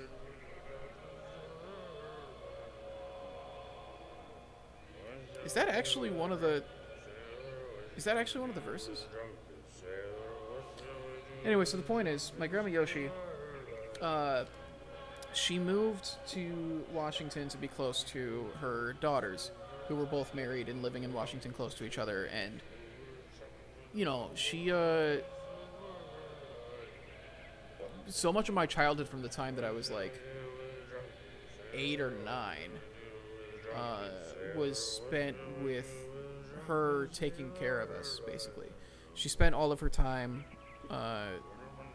going back and forth between her daughter's houses. She lived with my aunt, but she would put him in the scuppers with the hose pipe on. So I'm supposed to let this guy finish his song as one of the achievements. But man, how long is this fucking song?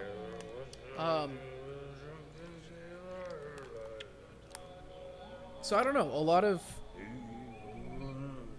my time was kind of just spent with her taking care of me, and I mean, she's getting old, right?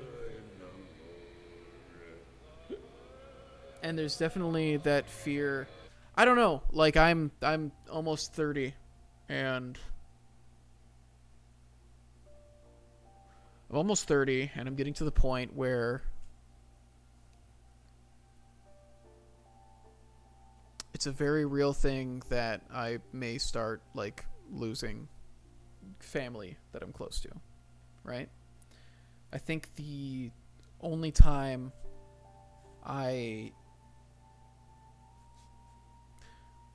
Okay, so Dawn and Edie are the same one. Got it. I don't know. So reading the HMAR story just made me think, like, fuck, man, I have to. Sam had a twin.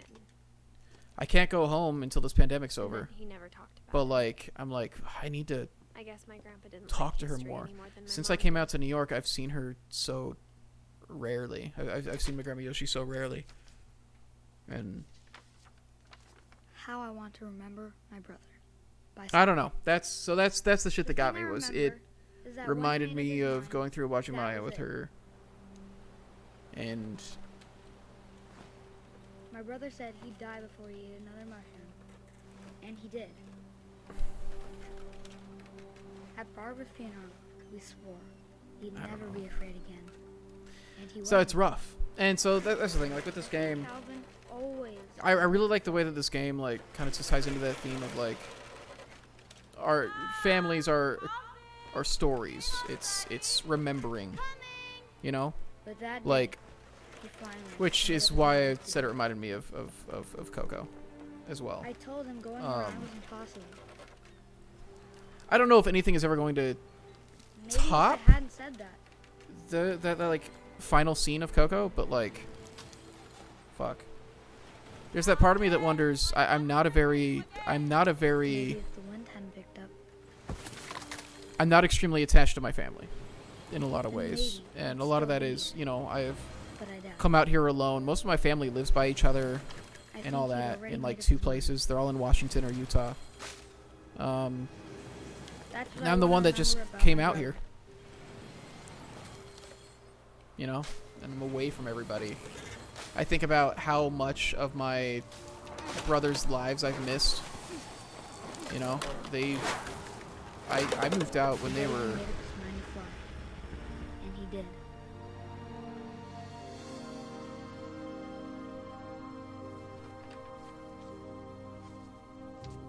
So that achievement was literally just supposed to be Calvin's replaying story felt strangely familiar. his When I was story. younger, I remember trying to do the exact same thing.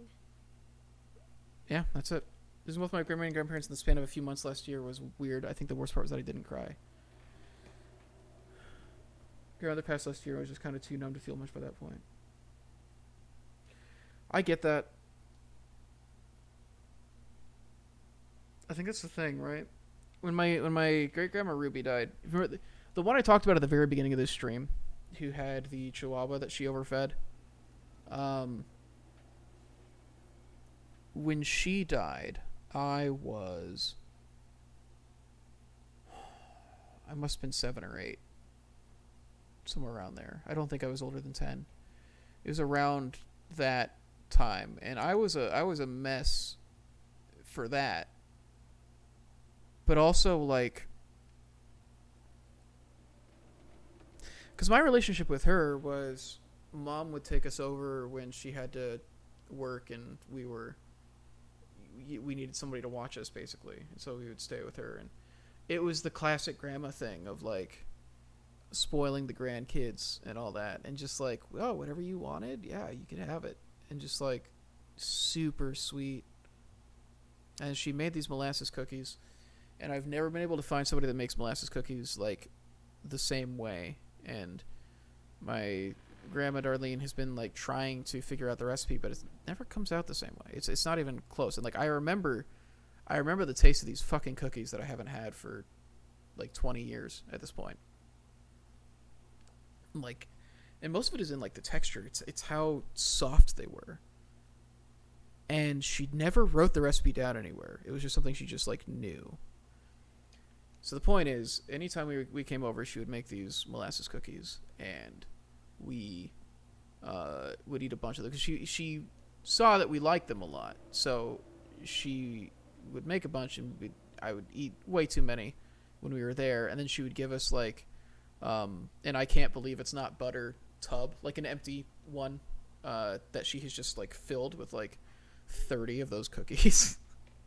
And we'd take this like huge butter tub of cookies home every time, and those would last like a week at most. And I was in Utah when she died. She was in Washington, so this was after the divorce, after we had moved to Washington, but I still spent summers and I think every other Christmas in Utah with my dad at the time. So it was before my dad moved to Washington, because we were in Utah. So yeah, so it had to be between 6 and like 9. So he moved out to Washington after a couple years too. But I was a fucking mess. Like I was crying for that one, and I think it was largely because, and I swear to God, I was a stupid fucking kid, and I was thinking about, a lot of my attachment was tied to those cookies. If I'm not gonna lie, I'm not lying. But I think it's just like the thing, though. It's like, that's like the thing that I think of the most, like in connection to her, more than anything. I remember what her living room looked like, and like the striped upholstery on her sofa that we'd have to pick up her dog to put the dog on the couch because he couldn't jump because she overfed it so much. She still had like a old CRT TV and would watch documentaries and stuff on it. Watched a lot of History Channel stuff. That was mostly what I remember being on TV when we were there. History Channel stuff and like Matlock. If you guys know Matlock. I remember there was always a lot of Matlock on. Man, I didn't realize I don't have a lot of actually like vivid memories from when I was younger. Like I remember a lot of details of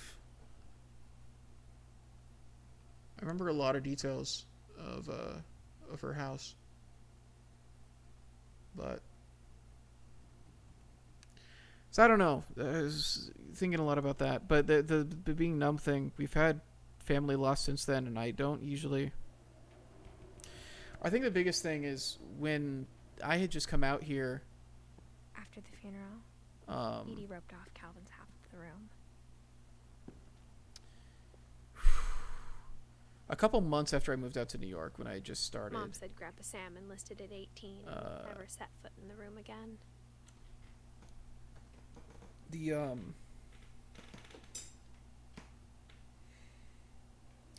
Roughly like a month after I came out here, hey Rasputin, more like what remains if I don't feel good now. Dude, you missed most of it. I literally, what I was just doing right now was just replaying some of the stories to get like the last achievements I had missed while we talked, because I was like, I think we're gonna be talking for a while. But yeah, I finished playing through this like a half hour ago, I think. So we just finished 100%ing What Remains of Edith Finch, because I'm a professional, and 100%ing games is my bag, baby. It was really fucking good. You've played this, yeah? You know, this game is just so heavy and then nearly impossible not connect to your own life. Yeah, dude, that's literally like what we're doing now. Like literally what we're doing is just kind of talking about the stories that we connected to here. I was just talking about the one that hit me the hardest was Sam. Which is interesting. Yeah, I'm glad you told me to play it too, Bobby. I didn't think it was gonna be this. And you know, you said earlier like it's because like, well, if people actually told you what it was like, it would like ruin the playthrough and stuff. I'm like, yeah, I get that. I don't know, like I genuinely thought this was gonna be like more in the camp of like Gone Home or something, but this fucking hit. Like, goddamn, Lucy and still made me cry even watching you play it. See, I didn't cry for like with the Lewis thing. Like all of these were fucking impressive, and I was super into them. Now I get to watch Jacob's video on it. I'll need to like prep myself, I think, because here's the problem: a video essay on this, you can you can fucking mess with people hard. I think Sam's hit me though. I was trying to figure out why. Like, Sam's fucking made me like break down, and I think it might be because all of these are basically narrated, and so there's like kind of that level of detachment to it. But the one with Sam isn't narrated. It's like a series of vignettes, and I don't know, for some reason, like, tender bonding moments with, like, parents and their kids, like, get me for some reason. I don't know why, but like, that's routinely in media, that's, like, the stuff that hits me the hardest. And so I was getting emotional just kind of watching this, like, kind of sweet, these hunting trip scenes play out and the chemistry between them and everything, and I think it placed me in Dawn's shoes, like, really, really well. So I don't know. But we were talking about, so right, Will, to go back to what we were talking about in terms of, like, the not crying thing. Like, a couple of months after I moved out here, I had, like, 2 of my friends die, like, back to back, like, a month apart. And like, one of them was, like, a kid that I'd grown up with. And another one was, like, one of the first friends I had made moving out here. And yeah, it was, like, a really weird... Because, like, the first one that happened was my friend back home. And so the way I found out about that was literally getting home and seeing Facebook posts vaguely about it and messaging one of my other friends and finding out about the whole thing, and, like, just that whole being, like, on the other side of the country. I don't know, like, the distance of it is hard, but, like, it's, yeah, there was like a numbness to it instead of actually, like, it's weird, like, the breakdowns came later, right? And it's still a thing that I'll struggle with, like, when it gets, like, around to the anniversary. Summers are hard, because they both had summer birthdays. And, so I would get, like, Brandon's notifications and stuff, because I don't want to, it's a thing where, like, you don't,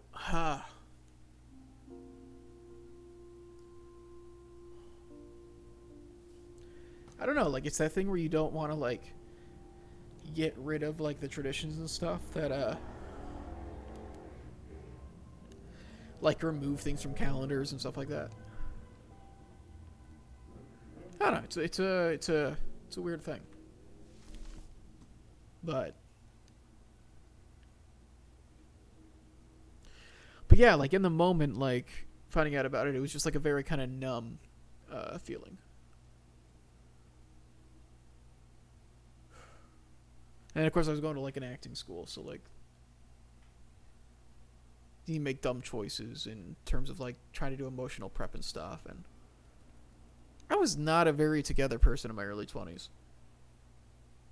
I know everybody else, that wasn't even early 20s, God, I was still 18 when that stuff happened. God. Yeah, I know everybody else had everything, like, figured out at the age of 18, but I did not. I don't know. Thank you for sharing. It's a thing that I want to be able to talk about, right? And I'm actually kind of surprised that it's taken... I've talked to people about it, but, like, it's a weird... I don't know, it's a weird thing, right?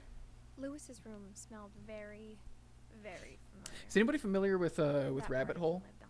Rabbit Hole is a play by David Lindsay Abaire. I almost said Brian Darcy James, and I'm like, no, he's not a playwright. Brian Darcy James is not a playwright. But it's played by David Lindsay Abaire, and it's a play about a family that loses their son, but it all happens after the fact, and the whole thing is about them trying to kind of go on the recovery process. And it's wild because the way that you find out about it is after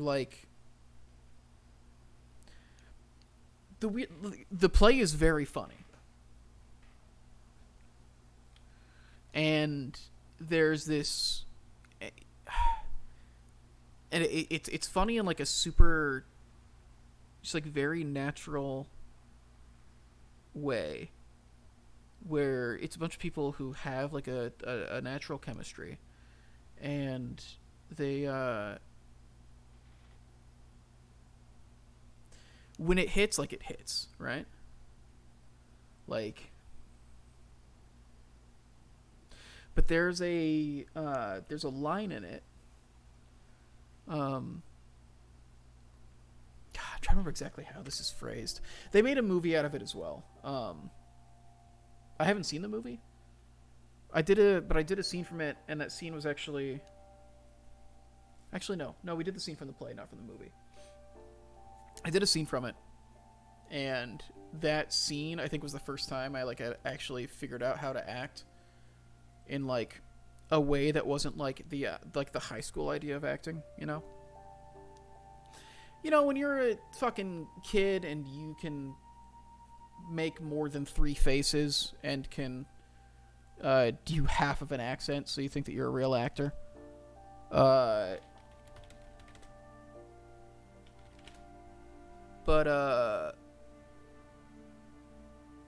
Alice in Wonderland quotes.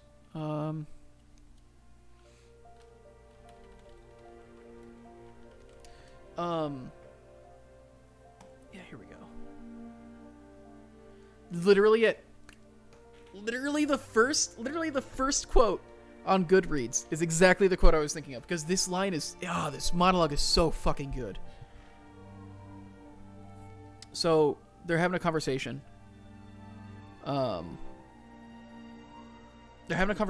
whole thing is basically about like, you know, when the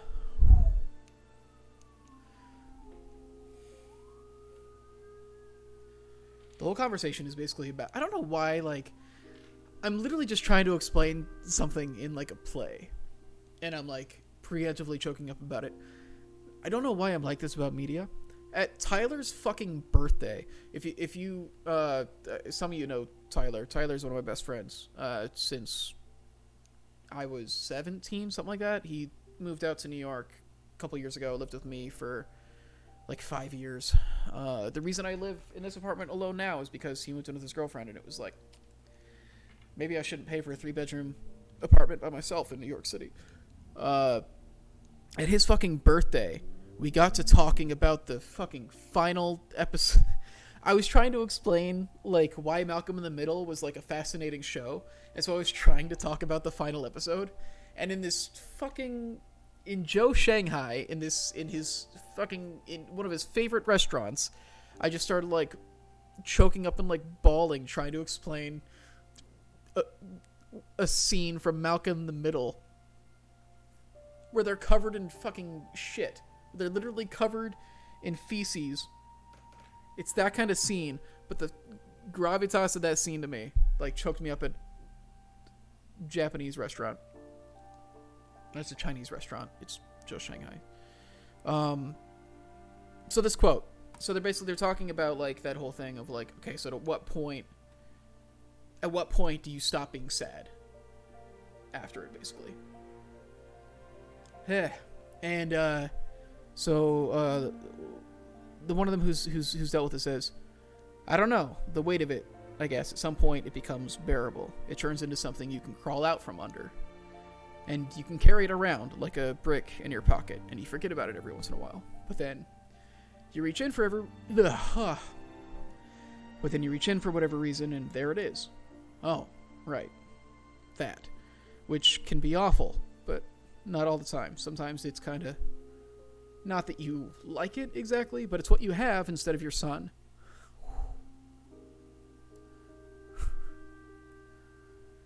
So you don't want to let go of it either. So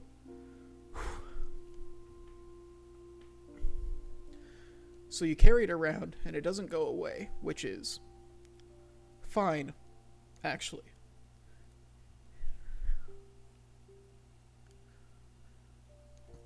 I just want to point out that my acting teacher that assigned me this fucking play was well aware of the fact that she was well aware of the fact that I was grieving like the death of 2 friends at that time. And she gave me that fucking play. What an asshole. I didn't even think about that until now. That's a dick move. What the fuck? Why would you do that? Tyler's the world's most charismatic man. He is. He has an incredible amount of charisma, for better or worse. Okay, let's actually read these comments that I didn't read because I was too busy in my own fucking world for a bit. Bobby, never been close to my family for various reasons. I've had family die, but I hardly knew them. Scared of losing one of the few people in my life I'm close to. I can't imagine it. That's like where I feel like I'm at, right? Because outside of Grandma Ruby, all the family deaths have been like cousins that I saw once when I was like 5, stuff like that. Because I have a huge fucking family, like that thing where like my dad was one of 4 kids, my mom was one of 6, I'm one of 6, like. I'm from one of those families that just has like a shitload of kids, like more kids than they need, honestly. They don't want to leave any kids for the rest of the people, I guess. But I only actually know and spend time around like a couple of those people. And so yeah, like as I'm reaching 30, I'm like thinking about like the more, oh god, and that's like the thing, like there was, god, like 2 years ago, 2.5 years ago, like all 4 of my parents had like near-death experiences at the same goddamn time, like within months of each other.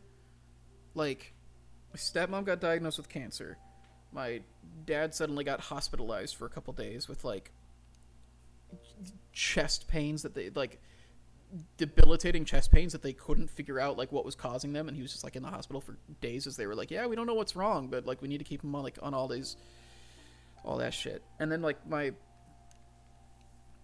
while he was in the hospital, then my mom and stepdad got fucking run off the road by a drunk driver into a ditch, and they were both like hospitalized for days and like still haven't recovered from that shit. And just like the whole thing of like, hey, you're on the other side of the country, and now we want you to think about the mortality of all 4 of your parents at the same time. That shit sucks. Hated it. Wouldn't recommend it. Didn't cry for like half a year after my grandmother's death, and one day it was around my birthday, and we always made a thing about going to their house and picking cherries and make cherry pie. And it hit me that we wouldn't be doing that, and it just broke down while in the middle of a car ride. It's that shit. Raz said, those traditions / little things and knowing how to approach them is hard. Partner's father died 7 years ago, and like his jackets are still hanging on the rack. Dude, my grandpa on my mom's side died a couple years ago, and I think like one of the hardest things I've had to do was watch her like speak at his funeral, and watching the way it like changed her, like watching the way that like she tried to cope with and deal with it, and like they didn't have like he was kind of somebody who got taken in by a lot of the bullshit that old people are susceptible to in the internet age, you know?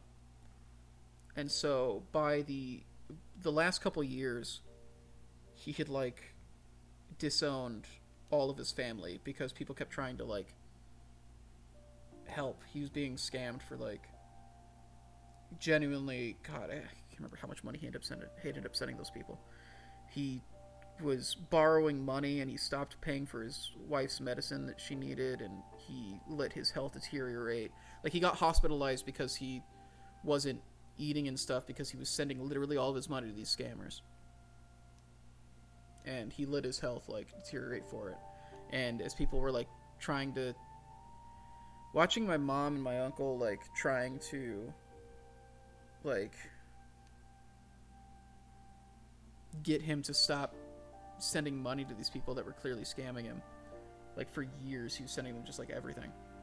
And so he like disowned them, watching him like disown the family and seeing the way that they dealt with that. Just sucks.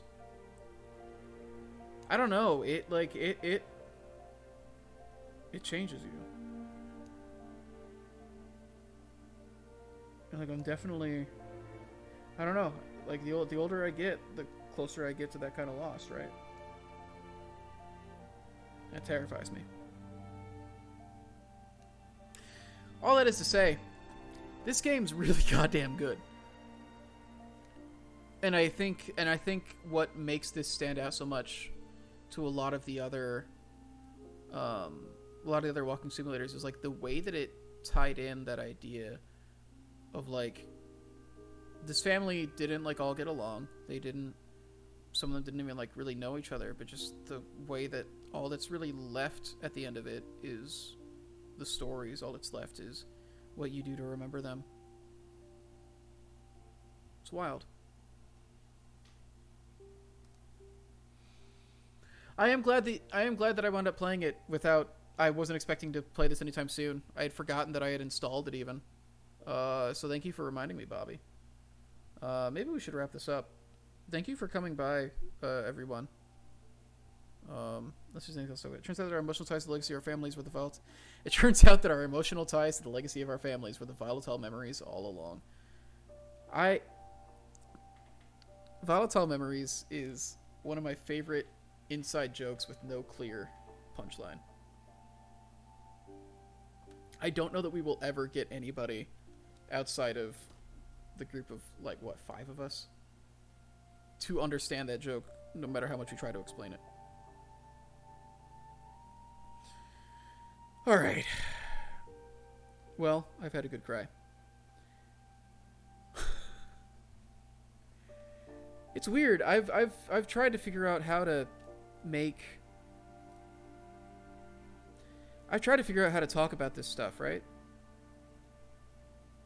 As somebody who like makes films, makes videos,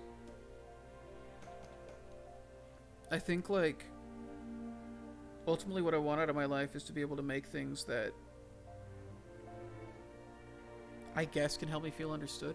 I don't know, just like this sort of thing where like the impact that this had on me, I wish I could make things that had that impact on other people. And it just comes down to that whole thing of like, okay, but do I actually have anything to say? And all that jazz. I've been trying for a really hard time to figure out how to talk about those feelings, and maybe it's just not a thing I can do. I don't know. I think the weird thing about trying to... Because, like, I can talk to you guys about it, right? But I think when you step into the realm of, like, trying to make something with it, the idea of, like, making a film that covers it, I wrote and shot 3/4 of a short film that was supposed to be about the grieving process that I went through after my friends died, like, back to back. And, like, that shit will never see the light of day. Because I look at that and I just, it doesn't feel right to me. And I don't know how much of that is, like, I don't know how much of that is like an imposter syndrome thing. I don't know how much of that is like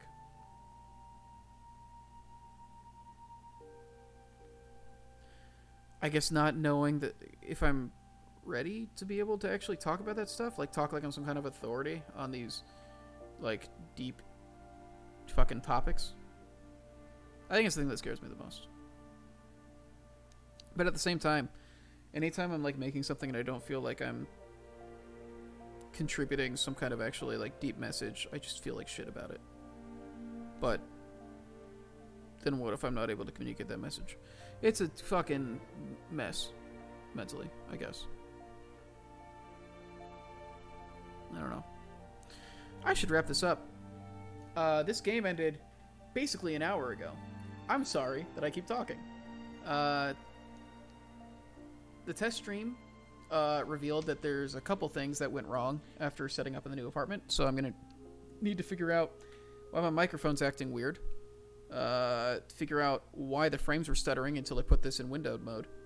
And hopefully I can sort that stuff out. Maybe I just need to get a new GPU. They're so expensive. Alright. Thank you for watching. Steal a GPU from your office. I can't believe we got the office to buy 3070s. I cannot believe that when we were making the fucking... When I was like making like a build for the media computers for Dwarven Forge, I was like, okay, you know what? We're going to make like the dream computer and we're going to put 3070s on this list that they'll look at it and they'll go like, oh man, can you make this like a couple $100s cheaper? And then I would like downgrade us to like a 2070S or something.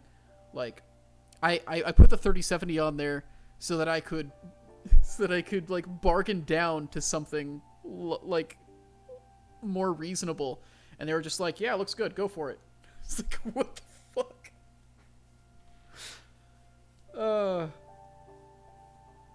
God. Dude.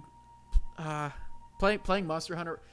I installed Monster Hunter World on the computer at work I just wanted to see how it worked, like what it felt like to be playing like Monster Hunter World on a 3000 like card. Dude, it was oh man, it was transcendental. I did one hunt. I do not use that computer for gaming, but like it's unreal. Onwards and upwards to the Mirror's Edge Catalyst stream. I'm a little worried about streaming Mirror's Edge Catalyst until I get this stuff figured out.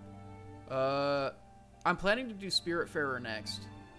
Spiritfarer, I imagine, would be less demanding than this game, so I should be able to run it fine. I'm worried that the GPU might be going out or something, or there's something else wrong with those issues that we had at the beginning, because I don't think this game was particularly demanding, but oh well. Mirror's Edge Catalyst, I think, would be more demanding. I'll just have to test it. Thank you, Chris. This was nice. Sad but nice. Thank you, Bobby. Was there a frame rate limiter on the game? Is that a thing? Do they have that as an option? The frame rate counter popped up occasionally? Wait, it did? And this is running at 120 frames? How do I stop it from running at 120 frames?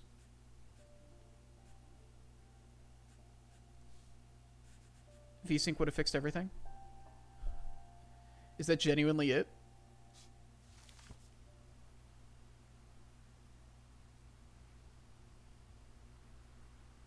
Does this seem notably smoother?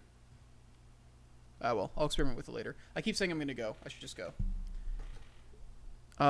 Yeah, Bobby, thank you for hounding me to... I think you've been asking me to play this for like a year. So thank you for doing that. I'm really happy I actually gave this... I don't know if I would have given this a try otherwise, because I just kind of filed it with like, oh, you know, walking simulators before. And I don't dislike walking simulators, but I thought it... I didn't think this would be what it was. I'm very happy with it. Thank you. Thank you everyone for coming by. I don't know. I'm streaming No Man's Sky tomorrow on the Natural Ones channel. And then we've got streams for Dwarven Forge on Wednesday and Thursday. Friday, we're streaming Ultimate Chicken Horse on the Natural Ones channel, I believe. So maybe Saturday, Sunday? We'll start Spiritfarer? Next stream you can afford to make it 1080p. Is it not 1080p? This is 1080p. Am I not outputting at 1080p? Oh, I'm outputting at 720. Huh. Weird. Well, I'll play around with it. I'll figure out what's going on because it's very odd. I might just need a new graphics card. I've had this one for a long time. All right. Thank you for watching, guys. Have a good night. Okay, I guess I'll see you this weekend. If not, unless you come to any of the streams over the next week, because I'm going to be doing a couple things there. All right. Bye, guys.